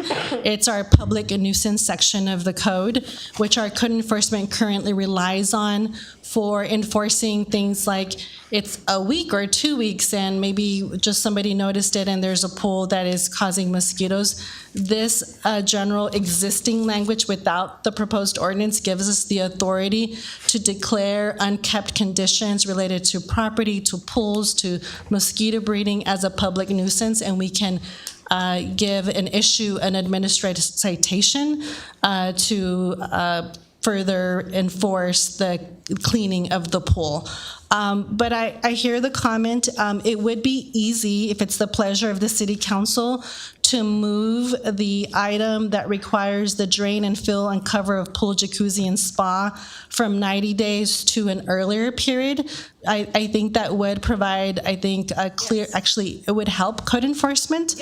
So I think that would be, if there is a recommendation to move this item forward, simply adding a comment to move that requirement to an early period as the city council would wish. Language in the sense of unhealthy. Unhealthy or... We'd actually, if I may, the additional language wouldn't be necessary. It would just be a direction to move that requirement to 60 days or 30 days. 30 days or more. That pool's going to go green and have a problem within 30 days. Yes. So, yeah, so then less than 30 days? I think it depends on the inspector, the person going out to see this situation. I think that the 30 days. I think it's good for 30 days. 30 days or more, I think within that time period. You know, at least to drain it, that's not very expensive to drain the water, so you have nothing. Right. That would be an easy fix for staff with that direction. What would happen is at the second reading with today's, if there is an action to move this item forward, we would include in the second reading ordinance that revised language for final reading. I would make a motion to move that, and I know we're only discussing. We still have yet to get to public comment, but that I think that would be the direction that I would like to see. Yeah, that's a good suggestion. Okay, any other questions or comments? I have on page 2, under the background information, just a clarification. It said, at time of property registration, 117, and then for fiscal year 24-25, 210. Were we saying when this was incepted, when it started in 09, it was 117 for the fee, but now it's 210? Or they're assessed a higher fee? And then the annual monitoring fee of $12.98. And then in parentheses, fiscal year 24, it's $32.50. What's the difference between those two figures? Was it a start amount, and now this is what it currently is? Yes, I'm sorry, I was catching up on the page. Yes, the additional fees were established at the time of the original fee study. It was just making reference to the 117 and the 1298. But effective 24-25, those fees were increased as part of the city's fee study. And so those are the fees that are in effect today. However, as it was presented tonight, those fees are not full cost recovery fees right now. We're currently subsidizing those fees by 65%. Okay, and would there be any type of increase, a CPI annually on that we have already in our language? Future years? Yeah, so the city's user fee schedule automatically includes a CPI increase every year. So it's brought before the city council as part of the budget adoption process. Now, I wasn't even aware that we had vacant homes that needed to be registered. I don't know if some of you knew that as well. So it's kind of new to me. And I don't think that a person would come to City Hall and say, I need to register my vacant house. Do you find out about this because there is a code enforcement, a call that's come in? Now you've been notified of a vacant house, and this is when you tell the owner, we have a fee structure on vacant homes. And that's how we start to get them registered, because we have a number of homes registered as a vacant home. Yes, as currently, the ordinance only applies to foreclosed upon homes, and code enforcement does identify those sites and then contacts the property owner or the lien holder or the trustee or whomever to register that site and require the registration. So there are currently 31 registered sites, and that hasn't changed since 2024. Okay. I wanted maybe just a little clarification from staff. So originally we had, you said 49 properties, and then through communication between the staff, the property owners, then things got better with the property, the vacant lots. This ordinance is going to help you in one sense to have everything filed and organized, or what is it, the difference between going actively and proactively to those vacant lot properties and finding them for the paint, the chipped, there's borders, so what's helping here? The current ordinance that is in place only applies to foreclosed upon properties. This new ordinance would allow code enforcement to have more teeth, if you will, in enforcement of identified sites that are not just foreclosed upon. So this may be a property that was acquired by a prospective developer, or just a property that's vacant. Maybe it's fallen into the hands of a relative or whatnot, inherited. But that being said, this would allow for more opportunity to be able to utilize a structured enforcement schedule and codify the ability for code enforcement to be able to reference code sections for enforcement efforts. Right now, code enforcement, the registration program is only for foreclosed upon properties, and code enforcement then utilizes the public nuisance Downey Municipal Code 5902 to be able to provide some enforcement of identified vacant or abandoned properties. But there really isn't any structure to that enforcement.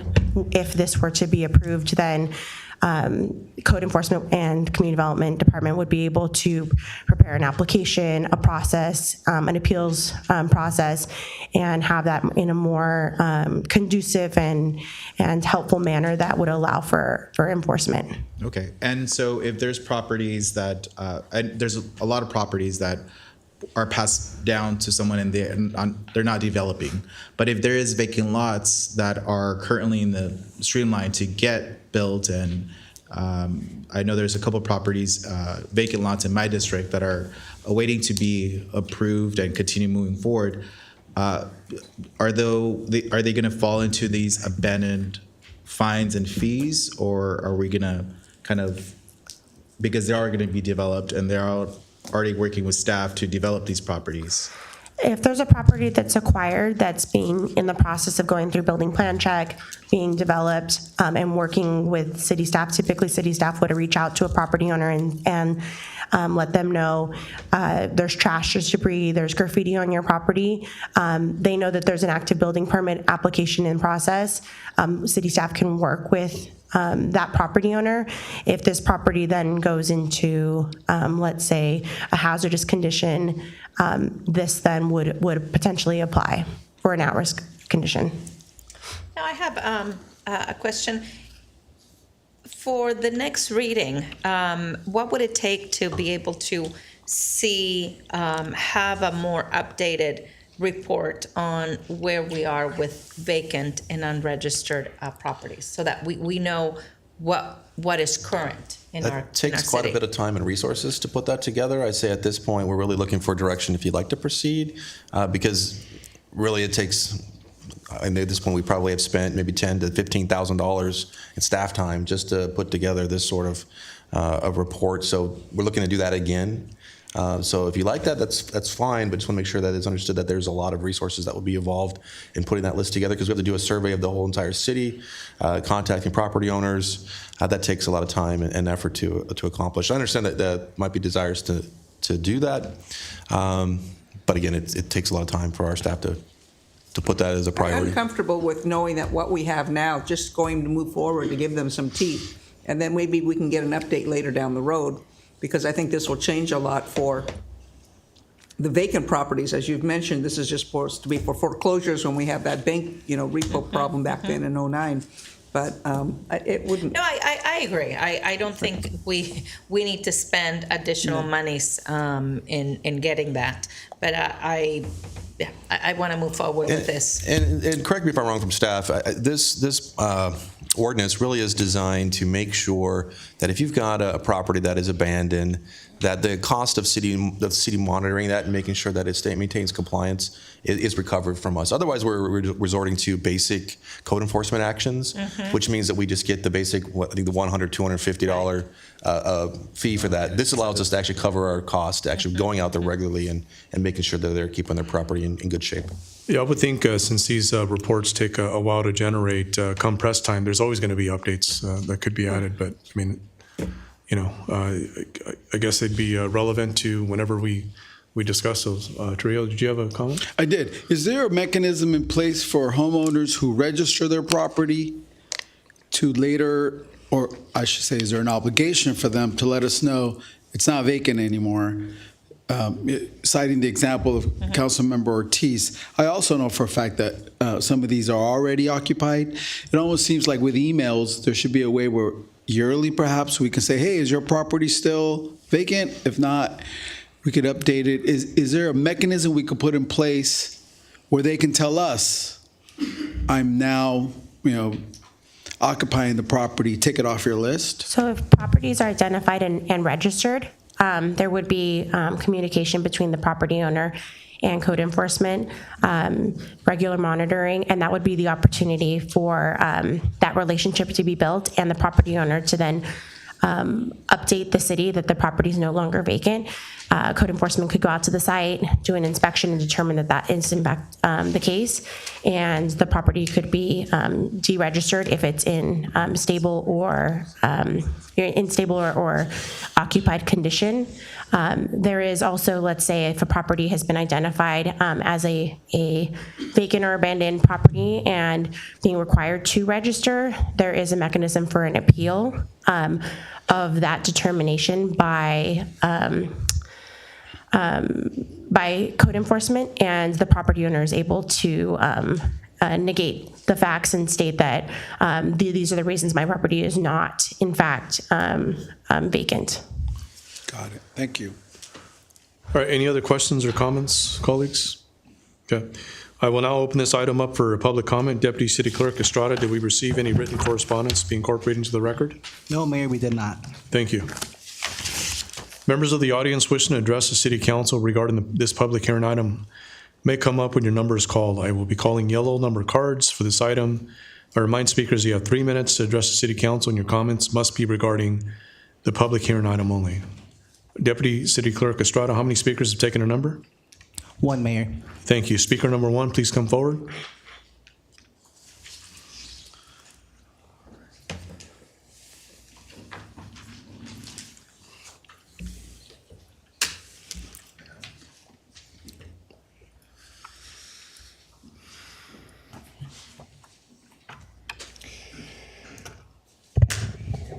Interesting subject. I noticed there was not any language or any meetings of any kind and any discussions about the existential threat to vacant properties like climate change. Is there anything that has been addressed to stop the scourge of climate change in the city of Downey on vacant property or occupied property? You can go that far too. But as far as the vacant property go, and the idea that is the chemtrails, you see them dumping the stuff in the sky all the time. Not chemtrails. That's a theory of some kind. Geoengineering. Has anybody ever addressed the effects of those chemicals that are dropped down on us and the effects on vacant properties? I haven't heard any language about that at all. Now, climate engineering, geoengineering, is basically the deliberate large-scale interventions in the Earth's climate system intended to counteract human-caused climate change. These things get sprayed over us all the time, and I have yet to hear anybody address that. What is being sprayed on us? What is being sprayed on the properties? Is it brought up? It's hazardous? Is it unhealthy? Is it existential to humanity? Does anybody know? Nobody mentions anything. Interesting. Now, you can find some information on that if you look it up through geoengineering. The proposed solar geoengineering technologies are marine cloud brightening, cirrus cloud thinning, space-based techniques, and stratospheric aerosol scatterings. Marine cloud brightening would attempt to brighten marine clouds to reflect more sunlight back out into space. So they're trying to cut off the effects of the sun on us by doing this, but we don't know what's in it. We don't know what we're breathing in our lungs. How does that affect the vacant properties that you're proposing to maintain? Nobody has mentioned anything about this. Come on, climate change. It's an existential threat to humanity. You've got to get better on this stuff. Has there been any proposal from community development? I haven't heard of any. So we need to get this addressed. And I know 35 states have banned chemtrails in their states because they are hazardous.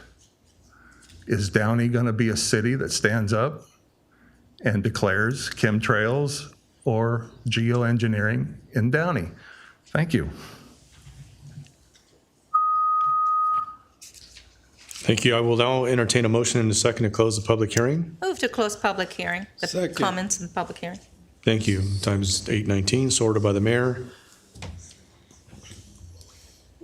I will now entertain a motion and a second to introduce the ordinance.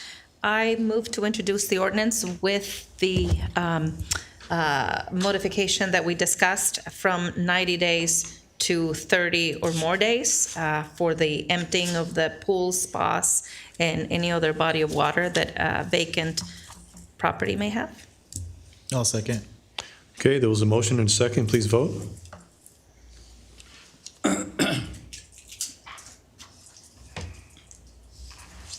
The motion is approved unanimously. Thank you. Now is the time for public comment regarding agenda, consent calendar, and non-agenda items.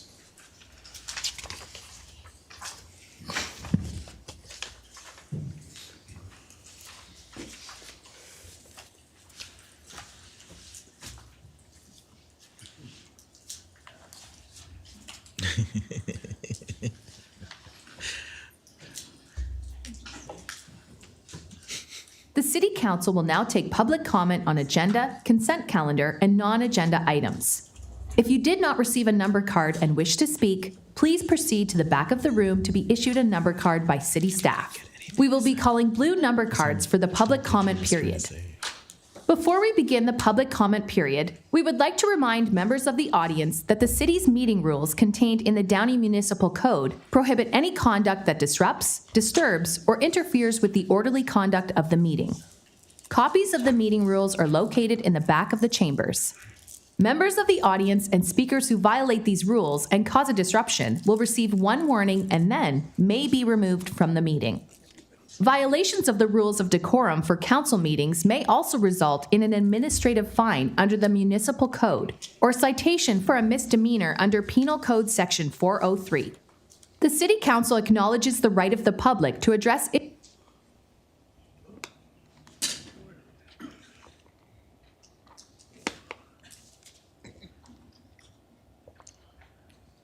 The City Council will now take public comment on agenda, consent calendar, and non-agenda items.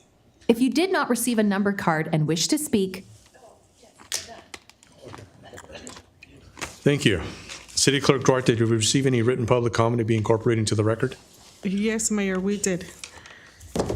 We have 3 written public comments from Hannah Kim Yoon, Ronald Grama, and Marcela Aguilar.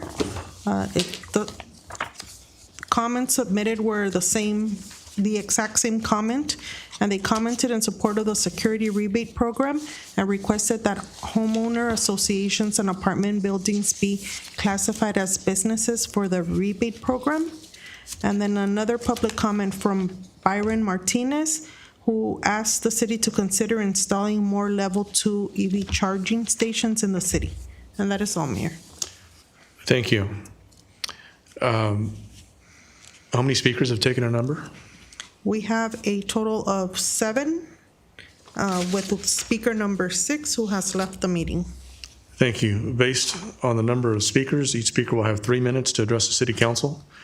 I remind all speakers that you must remain seated until your number is called. Speaker number 1, please come forward.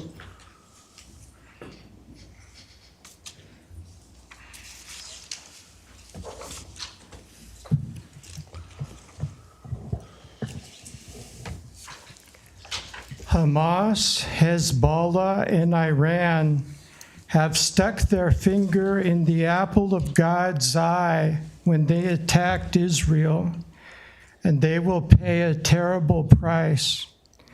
The ancient prophet Ezekiel wrote his book between 593 and 570 BC. Here is chapter 35, beginning with verse 4. I shall lay your cities waste, and you shall be desolate. Then you shall know that I am the Lord.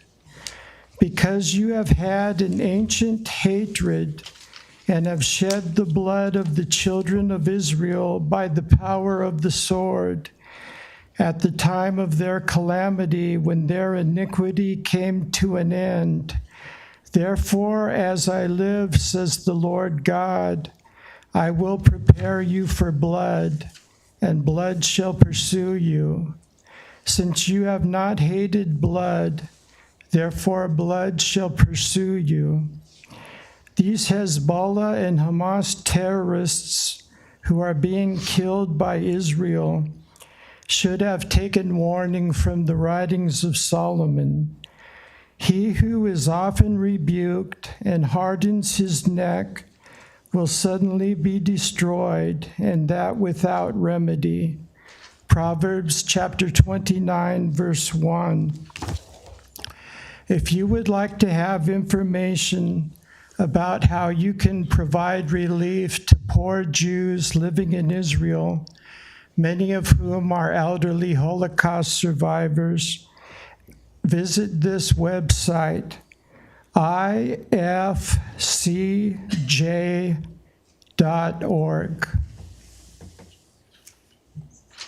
Thank you. Speaker number 2, please come forward.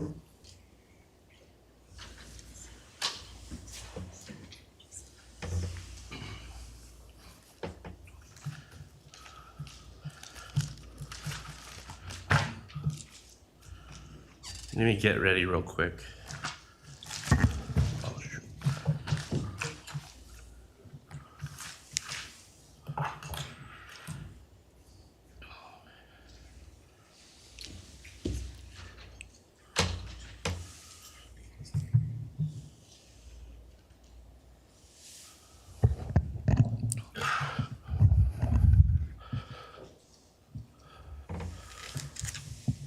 Hello, my name is Manuel Hernandez, and I have been an activist for over 27 years. On February 12, 2000, Jason Rodriguez was brutally shot in the back of the head by Officer Stacy Heckers of the Montebello Police Department, under circumstances that have never been fully explained. For over 2 decades, this case has been mourned by silence, inconsistency, and what appears to be a deliberate attempt to cover up the truth. The Montebello PD attempted to make Jason disappear by taking his ID and admitting him as a John Doe. After 4 days in the hospital, the doctor treating Jason told the Montebello detectives that he would be going to the media if Jason's family was not contacted. Family was contacted within hours. Jason was a son, a brother, and a human being whose life was cut short without accountability. The official narrative has changed multiple times. Key evidence has gone unexamined or buried, and the family has been with denial instead of justice. Despite the passage of time, the pain and injustice remains fresh because has been no closure, no transparency, and no justice. We are raising our voices today, not just for Jason, but for every victim of police violence whose stories are swept under the rug. Now I come to you in regards to the hit and run involving an officer from the Downey Police Department. We are calling for an immediate accountability and transparency in response to a disturbing hit and run incident involving the Downey PD. Raymond Laval, a member of our community, was struck and killed and left to die like roadkill. Without proper acknowledgement, investigation, or justice, the fact that a law enforcement agency sworn to protect and serve may be implicated in fleeing the scene of a collision is not only unacceptable, it's a betrayal of public trust. Victims of traffic violence, especially at the hands of those entrusted with authority, deserve justice, medical support, and the full protection of the law. Instead, we were witness is silence and apparent evasion. We demand a full independent investigation into the incident.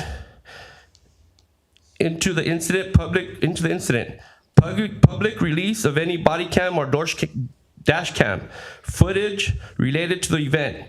Immediately administrative leave for any and all officers involved pending the outcome of the investigation. No one is above the law, not even those who enforce it. We Thank you, urge sir. the community. Thank you, sir. Your time has ended. I thought I had 3 minutes. That was 3 minutes. No, it hasn't been 3 minutes. Oh yeah, it is, sorry. Yeah. All right, well, that's Thank all. you. Okay. Speaker number 3, please come forward.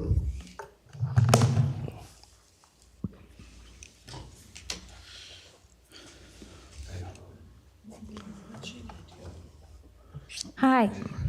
Hi, you all know me, Jeannie Wood. I've happy been living in Downey for 39 years now.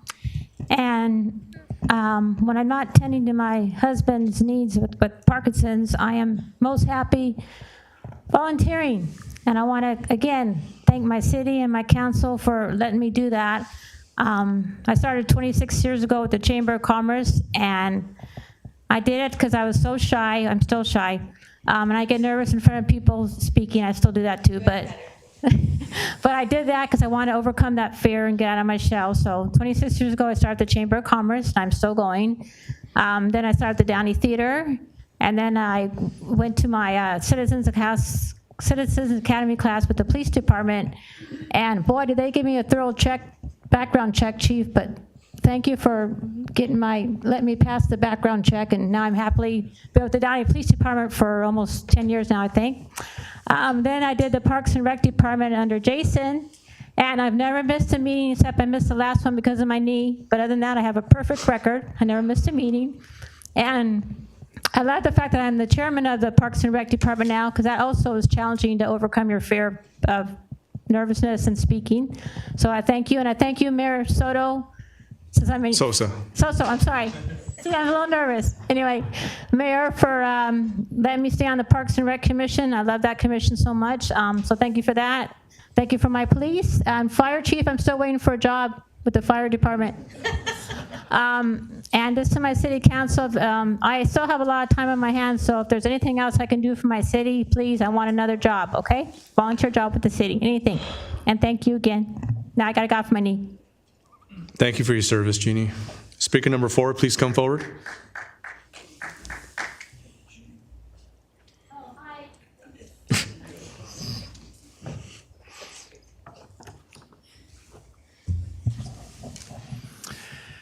Mr. Mayor, members of the City Council, Mr. Bradley and staff, good evening. Mayor, I'm a fortunate person. I'm fortunate in the fact that I am a citizen of the United States of America.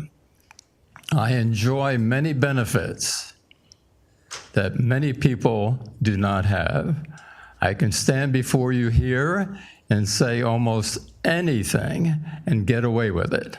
That's wonderful. One day I will.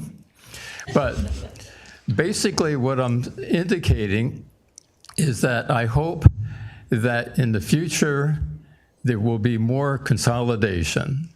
And what I would suggest is that I would ask God to bless America, the land that I love, to stand beside her and guide her through the night with the light from above, from the mountains to the prairies, to the oceans, white with foam. God bless America. It's my home, sweet home. God bless America. My home, sweet home. Words from the composer Irving Berlin. And this ends my comments, Mr. Mayor. Thank you. Speaker number 5, please come forward.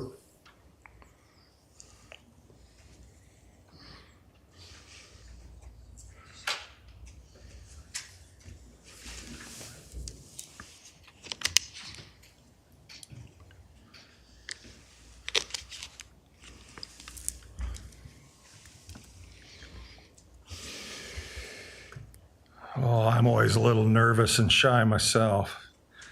Something you got to work at and get over. Anyway, number 18, I'd like to draw your attention to that to start off with. We don't need to be paying for excess charging stations. People wanted to buy an EV, they can charge it at home. They can change their plugs in the garage, whatever. They can just do it at home. It's their private business. You don't need to burden the taxpayers. And, you want to drive around in one of them cool Teslas from Elon Musk.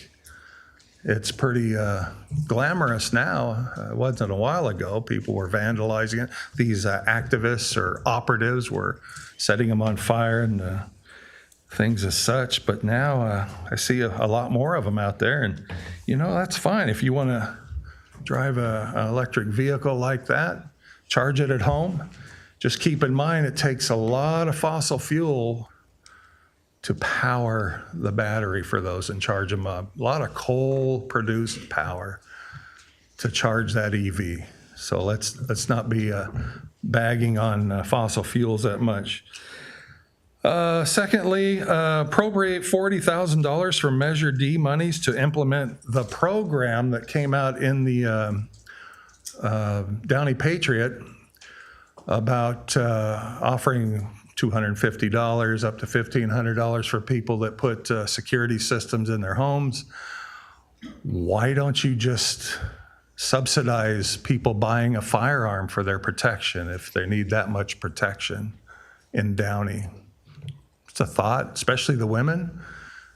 We need to bring in an outside group to go ahead and train women how to purchase a firearm, operate a firearm, use a firearm for their protection. We don't need to spend any Measure D money. We're supposed to get police officers with this Measure D money, as well as the Measure S money back in 2016. We're still at 124 officers, boots on the ground, since 2017. We haven't improved in that area at all. Stop wasting the money. We're finally paving the roads. That's good. We need a left turn lane over there at Vista Del Rosa and Rosemead or Lakewood. I know it's a state highway. Nobody seems to know that. But anyway, and the second reading and adoption of the voting, nobody has come forward with anybody that has been disenfranchised. They have not produced anybody that is disenfranchised in our current system. There is no guarantee from that highball consultant that we've hired that the current system, districts that are drawn up, will prevent anybody from being disenfranchised as well. Thank you. Thank you. Speaker number 7, please come forward.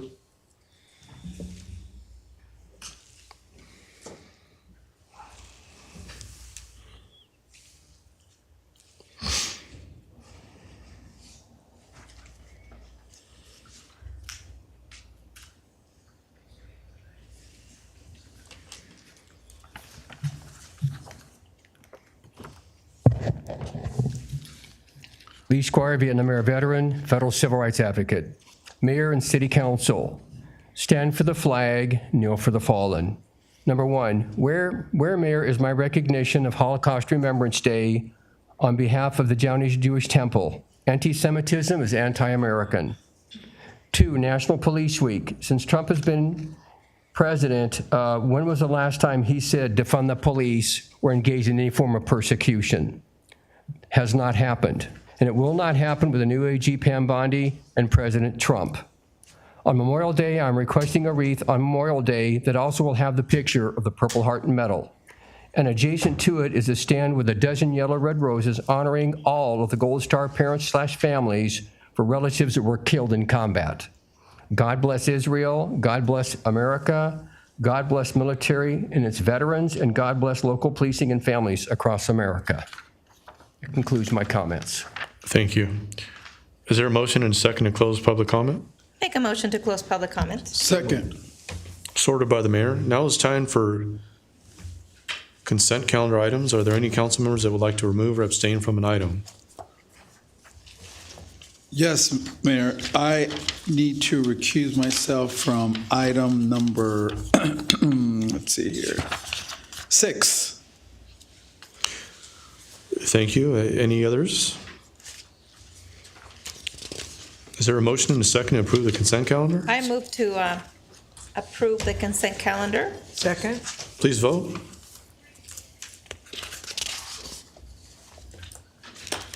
The consent calendar is approved with Councilmember Trujillo abstaining from item number 6. Thank you. Now is the time for administrative reports. There are 3 reports this evening. Item number 16, discussion regarding signage for Rolling Greens Estates. That City Council discuss and provide direction to staff regarding signage for Rolling Greens Estates. City Manager Bradley, is there a staff report for item number 16? Yes, Mayor, we have Judy Montenegro from City Manager's Office. Our senior analyst will provide the report.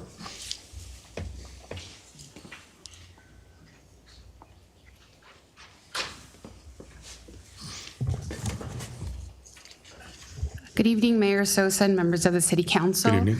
I'm here this evening to speak to you regarding signage for Rolling Greens Estates neighborhood. Okay. So I would like to start off with some background information for those of you that aren't familiar with Rolling Greens neighborhood. So this neighborhood is located in the southwest part of the city, specifically in the Temple Park neighborhood, and was developed in the 1960s, as you will see on the map. Staff conducted research and surveyed residents in that residential area and found that there used to be a sign as you enter the Temple Park neighborhood that read Rolling Greens Estates. The sign appeared to have been installed when the neighborhood was initially developed. Staff located a tract map from 1967 stating that the company that developed the area was called Rolling Greens, hence why it's been referred to as the Rolling Greens Estates. Additionally, staff found that the sign was specifically located on the southwest corner of Pernod Avenue and Stewart and Gray Road as you enter the neighborhood in a planter located at the residence of 11905 Stewart and Gray Road. The property owner at this residence confirmed she removed the actual sign about 10 years ago due to termite infestation. So here's a photo of the location where this sign was originally installed. As you can see, it looks like it was placed in the middle of the brick wall and was part of the property at 1105 Stewart and Gray. So city staff contacted a local sign and display company and requested possible design samples for a Rolling Greens Estates sign. The sign would be very similar to the one located in the Orange Estates neighborhood, specifically as you enter Reeves Avenue off of Florence. The picture on the bottom left of this slide shows what the sign currently looks like. The sign would be mounted on a metal post and measure 24 by 24 inches. The material of the sign would be 1/8 inch aluminum with high performance laminate coating and would be graffiti resistant. The cost for both the actual sign and the installation would be approximately $1,000. $300 for the sign, $500 for the metal post, and about $200 for staff time to install. So staff is recommending that if approved, the sign be installed in near the corner of Stewart and Gray and Pernod Avenue on city right-of-way while not interfering with sidewalk access. Originally, the idea was to place the sign in the exact same location as it was before, but when staff reached out to the property owner, she stated she's not interested in having the sign placed there again. Staff also contacted the property owner across the street in the opposite corner to ask about the possibility of placing the sign there, and they also stated they are not interested. Once the sign is installed, staff would prepare a ribbon cutting ceremony as well for the neighborhood. And once again, here are some design options for the Rolling Greens Estate sign for your consideration. Tonight, we're asking the council to discuss and provide direction to staff regarding the signage. So this concludes my presentation. I'm happy to answer any questions you may have. Thank you, Judy. I personally like the first option for Rolling Greens Estates. I like that sign. And just for my colleagues, I'm very familiar with this neighborhood. Where the sign would be placed, can you go back to that slide? That's going into Purnell. That's right there. That's the corner of Stewart and Gray. I can't see any cars parking right there. on the north side of that. Anyways, I know this neighborhood very well by Temple Park, and a lot of these residents, they're really excited about this. There's a sense of pride in this community, and it brings some of that signage love to Southwest Downey. We have Orange Estates north of Firestone, and this goes a long way. To me, this is a no-brainer. Again, there's a huge sense of pride for these residents of the Temple Park neighborhood, and this is a big deal for them. So that concludes my comments. I concur with you, Mayor. This was, again, initially developed in the 1960s, and as we look back, and we want to preserve Downey's history and bring back its allure. And this sign, and I am also partial to Design A with that curve. It's very nice. I think that would definitely bring some much needed love to Southwest Downey. So I'm definitely in favor of this sign A. I would agree also on the style, because it's green, it should be green. Yes. And then it has that little bump. But I didn't realize the size of the area. We didn't see it in our book, but now when you showed it on the map, there's a substantial amount of homes, like 50 homes or something. So I move to approve. May I see the picture? Why only one sign? Is there any way we can add a few more? I mean, Orange Estates has a few of them. Is there not other entries into this location? I was just wondering, why only one? There is no other entry that I know of to the neighborhood, but that is up for your consideration. This was just, a sample of what could be installed, given that originally we wanted to place the sign where it was originally. Obviously, the property owners don't want it, but this was just a sample for your consideration. of course, it's in the parkway. Well, I would think, and that's a great idea. I would think another area within there that would make sense is around the Temple Park area, because it's right in the middle of the neighborhood. Let's do a couple, Mr. Mayor. I think if we're going to do it, let's, really do it right. Yes. I can see the park. I agree. Yeah. By the park. Anyways, I'm open to perhaps asking staff to find a couple other locations and let's spruce it up. That's my suggestion. Well, yeah, it's I think well, for me, I walk in that neighborhood all the time, but I think the maybe having a sign in the Temple Park area, because it's centrally located to that small neighborhood. Can you bring up that I other think picture? having a sign there would go a long way with these residents, and the cost is very nominal. Yes. Agreed. Yeah. So Make a motion to move in that direction with Councilmember Trujillo's additional comment of adding more than one sign. second. Okay, we have a motion and a second. Please vote.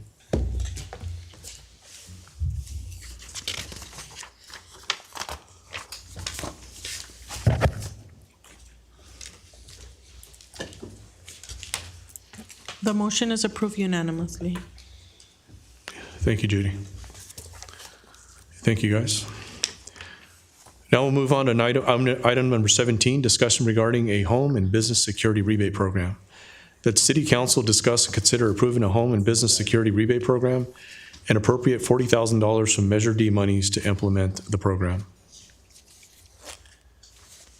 If it's okay, Mayor, we'll keep Ms. Montenegro up here and do this presentation too. There you go. Thank you, Mayor, City Council, and staff. So this time I'm here to talk about a proposed home and business security rebate program. This program would serve as a crime prevention tool to benefit both Downey residents and businesses. The program would offer residents and business owners the opportunity to receive rebates for purchasing and installing new security systems to their properties. So just to start off, some benefits of home security systems and for businesses as well. So home and business security systems have proven to play a vital role in deterring criminal activity and protecting residences and businesses. For example, a recent study from the University of North Carolina showed that 60% of burglars avoid homes with security systems, and 83% of burglars try to determine if an alarm is present before attempting a burglary. Additionally, they help provide critical evidence that assists with identifying suspects, tracking, and documentation. This significantly aids, for example, the Downey Police Department in investigations and helps lead to higher conviction rates. Security systems also enable faster response times. So over the last few years, the city, as well as the rest of the region, has experienced an increase in both burglaries and thefts. In an effort to help deter these crimes and in keeping the city's commitment to enhance public safety, staff is proposing a home and business security rebate program to assist residents and businesses in deterring crime in their neighborhoods. So city staff conducted research on similar home and business security rebate programs in surrounding cities, including the cities of Lakewood, Paramount, and Santa Fe Springs, and is proposing the following rebate program based on the information that was gathered. So the program would provide a one-time security rebates for up to $250 maximum for residents and up to $1,500 maximum for business owners to help with the cost of new security upgrades for their homes and business properties.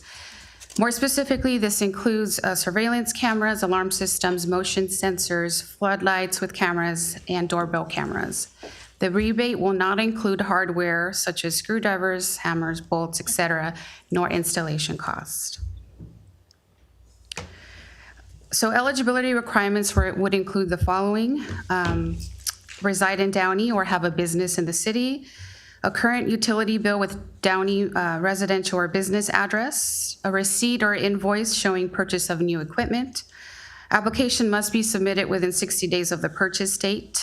Cameras must be installed on the exterior of the property prior to submitting an application, and photographs of installed equipment are also required with the application. So I do want to emphasize that this would be considered obviously a pilot program, and we would be offered on a first-come, first-served basis to residents and business owners. Rebates will be available until program funding is expended. Applications would be available in person here at City Hall as well as on the city's website. Once received, applications would be reviewed for program consistency to determine eligibility. If the program is approved, staff will advertise the program and plan to launch July 1st of this year. So tonight we are asking for the council to discuss and consider approving this rebate program and appropriate $40,000 from Measure D monies to implement the program. This concludes my presentation. Happy to answer any questions you have. Thank you, Judy. I just have one question. What's the success that, the amount of residents taking advantage of this in those neighboring cities you mentioned? So the cities that I spoke to, specifically Santa Fe Springs and the city of Paramount, expressed that they did have to go back to the council. They initially started with a certain budgeted amount. They expended that amount fairly quickly. And so therefore they requested additional funding. They said it's been very successful in their cities. A lot of businesses, actually more than residents, have taken advantage of the program. So we're hoping that that occurs as well here in the city. Thank you. Colleagues? I think that's a great idea, and I am all for it. Anything that we can do as a city to help in some way, shape, or form our residents and our business community. It is not a lot, but it is something. And what you mentioned, Judy, data does show that security cameras are a deterrent.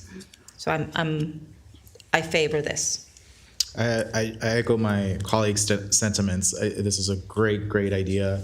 I'm super excited. I know a lot of the residents as well as business owners are going to take full advantage. I think we all hear what's going on in our city and how people just go in and go into homes and businesses.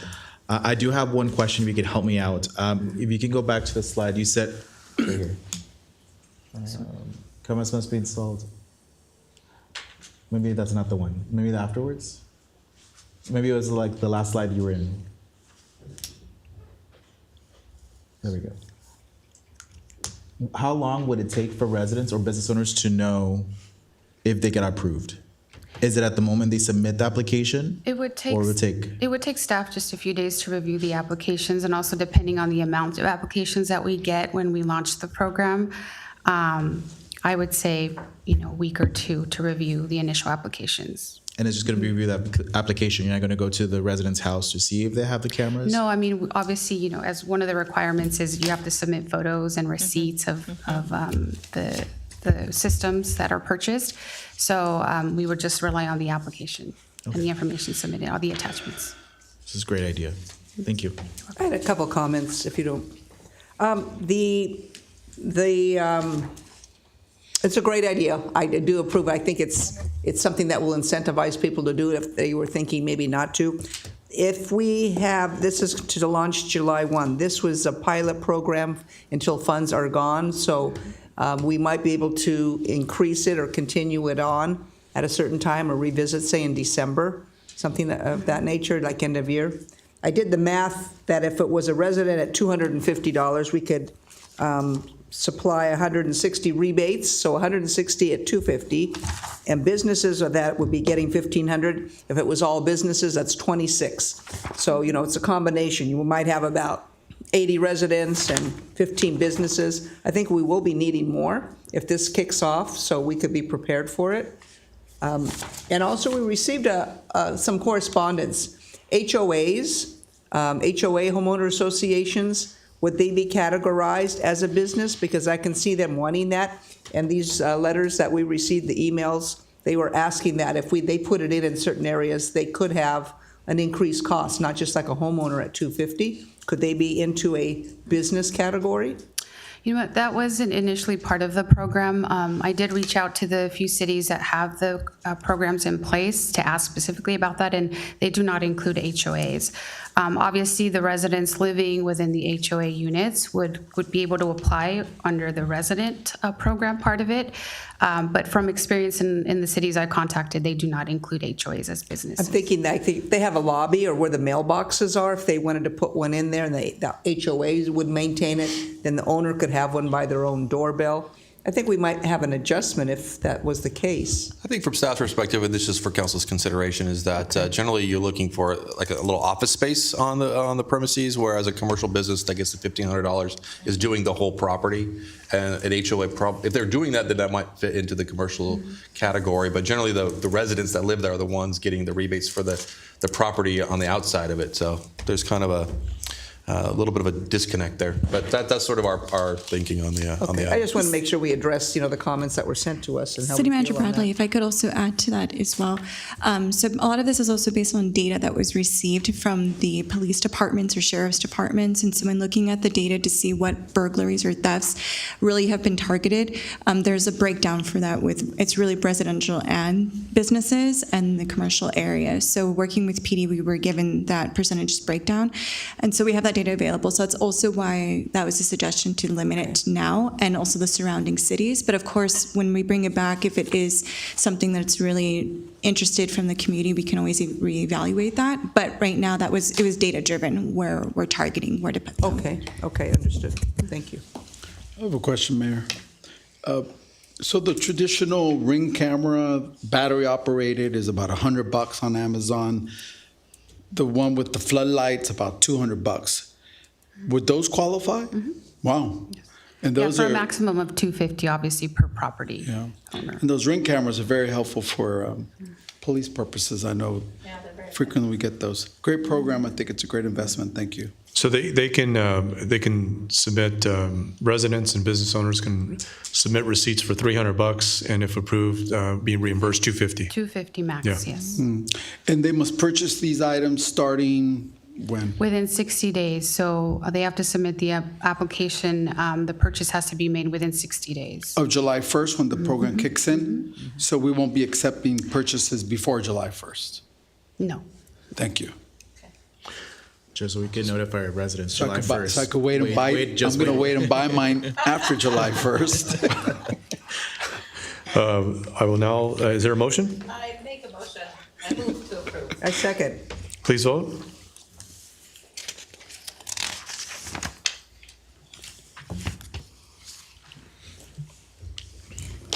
The motion is approved unanimously. Thank you. Now we'll move on to last item. Administrative report item number 18, update on electric vehicle charging stations at city facilities. The City Council receive and file informational update on the city's EV charging stations at city facilities. City Manager Bradley. Yes, Mayor, we have Director Baumgartner here who will conduct the staff report. Thank you, Mayor and City Council. At the Council's request, we are here tonight to provide an update on EV charging stations at our city facilities. This map that I'm showing here actually doesn't just show the city facility level 2 charging stations. It also shows a number of other locations located throughout the city. Where I've marked out as the locations at city facilities, we currently have 16 stations and 30 individual ports that are level 2 units. These units add about 25 miles per hour to the range of an electric vehicle. Between 2016 and 2023, we completed 2 phases and installed these and spent about $600,000 in grant funds from the South Coast Air Quality Management District. The city charges 25 cents per kilowatt hour for using these stations, and this is consistent with what you find at other city-owned facilities that provide charging at level 2. And we, through all of these units, we approximately 24,000 hours per year are charged. I also wanted to point out the fast charging units that are available on commercial properties, and I've marked those out here. There are approximately 60 fast charging units located throughout the city. A little bit on the difference between level 2 and fast charging production. As I was stating, the city's level 2 chargers can add about 25 miles per to the range in 1 hour of an EV vehicle. A typical fast charging station can add about 180 to 240 miles in 1 hour, and an average EV model has 280 mile range. Most of those manufacturers recommend charging up to 80%. So looking at what it would take to get to 80%, level 2 chargers would take about 9 hours to reach that point. And as comparison, fast chargers could charge to 80% in 1 hour. Considering the slow turnover rate with the low level 2 chargers, staff is recommending upgrading to fast charging units. And as part of that, we are recommending the beginning of a phase 3 project, and we recommend the city library, the locations that already exist with level 2 chargers, and upgrading those to fast chargers. We're recommending this location because it's heavily used throughout the day. It's a central location with 24/7 access. It's located in a secure area. It's well lit. It's near our PD facility. There's nearby security cameras. We estimate that it would be about $1.1 million to complete this project. So certainly, the city has currently amassed $960,000 in grant funds, and we have other applications out to bring in the additional $140K. So we do not intend to have any general fund impact. This would all be spent and funded with grant funds. It's approximately 12 to 18 month timeline. A lot of that is working and permitting with SCE. And the benefits of this, 6 library units can fully charge 144 vehicles a day. Compared to our existing 30 level 2 units across the city, those can only charge 90 vehicles per day. And that's in terms of getting it up to the 80% level. And with that, I'm happy to answer any questions you might have. Thank you, Matt. You had me at no general fund impact, so thank you. You're welcome. Colleagues? Can you go back to the map, Matt? What are the purple and blue dots? I think that's, in this particular mapping system, I think they're distinguishing between Level 2 and level 3? No, I think all the level 2s are those orange dots. The ones that are blue and purple are, they're probably just distinguishing between non-city. Well, they're all commercial, and they're also the amount, like, so the fast charging stations all operate at different kilowatt hour ranges. So I think it might just, I believe some of the colors just represent that it's a slightly higher kilowatt hour range. Okay. And so now what we're voting on tonight, the ones here at the library, are those for Teslas? No, this would just be any EV model would be able to charge it, including Teslas would be able to charge it. Yeah, if they have an adapter, which most of them come with an adapter to be able to charge at regular stations. I think this is a great. At some point, I know with the move to go more electric, and again, we keep discussing at various cities, consortiums, the problem that it is the infrastructure, the lack of infrastructure, and I think we're moving in the right direction. But just, and my question is not necessarily related to this particular item we're voting on, but how long would it take and how much to double this investment? I mean, another 1.1 million if we wanted to do additional, an additional 6 units at some point?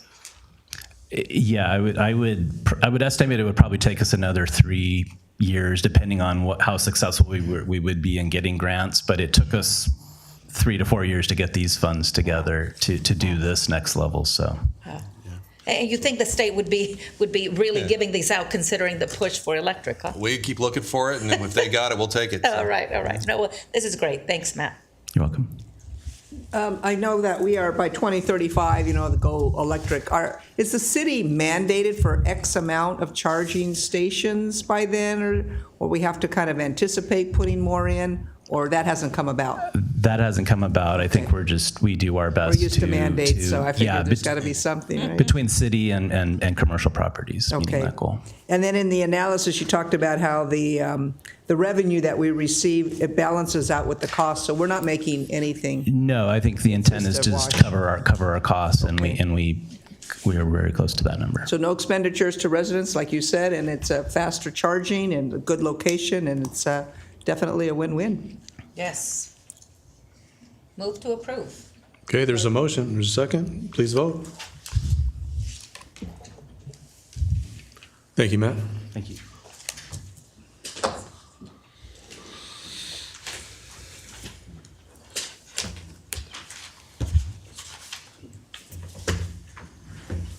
Councilmember Trujillo. Thank you. The motion is approved unanimously. Thank you. This city council meeting will now adjourn in the memory of Captain Helio Armando Garcia III, 38, 6-year veteran of the Walton County Sheriff's Office, who passed away while responding to a disturbance call, and Deputy Sheriff Jesse Perez, 42, 8-month veteran of the Dawson County Sheriff's Office, who passed away while conducting a traffic stop, and Deputy Sheriff Brandon Sykes, a 7-year veteran of the Columbia County Sheriff's Office, who passed away after being shot during an attempted traffic stop, and firefighter, paramedic Graham Hoffman, 29, of the Kansas City Fire Department, who was stabbed by a patient he was transporting to the hospital. A moment of silence, please.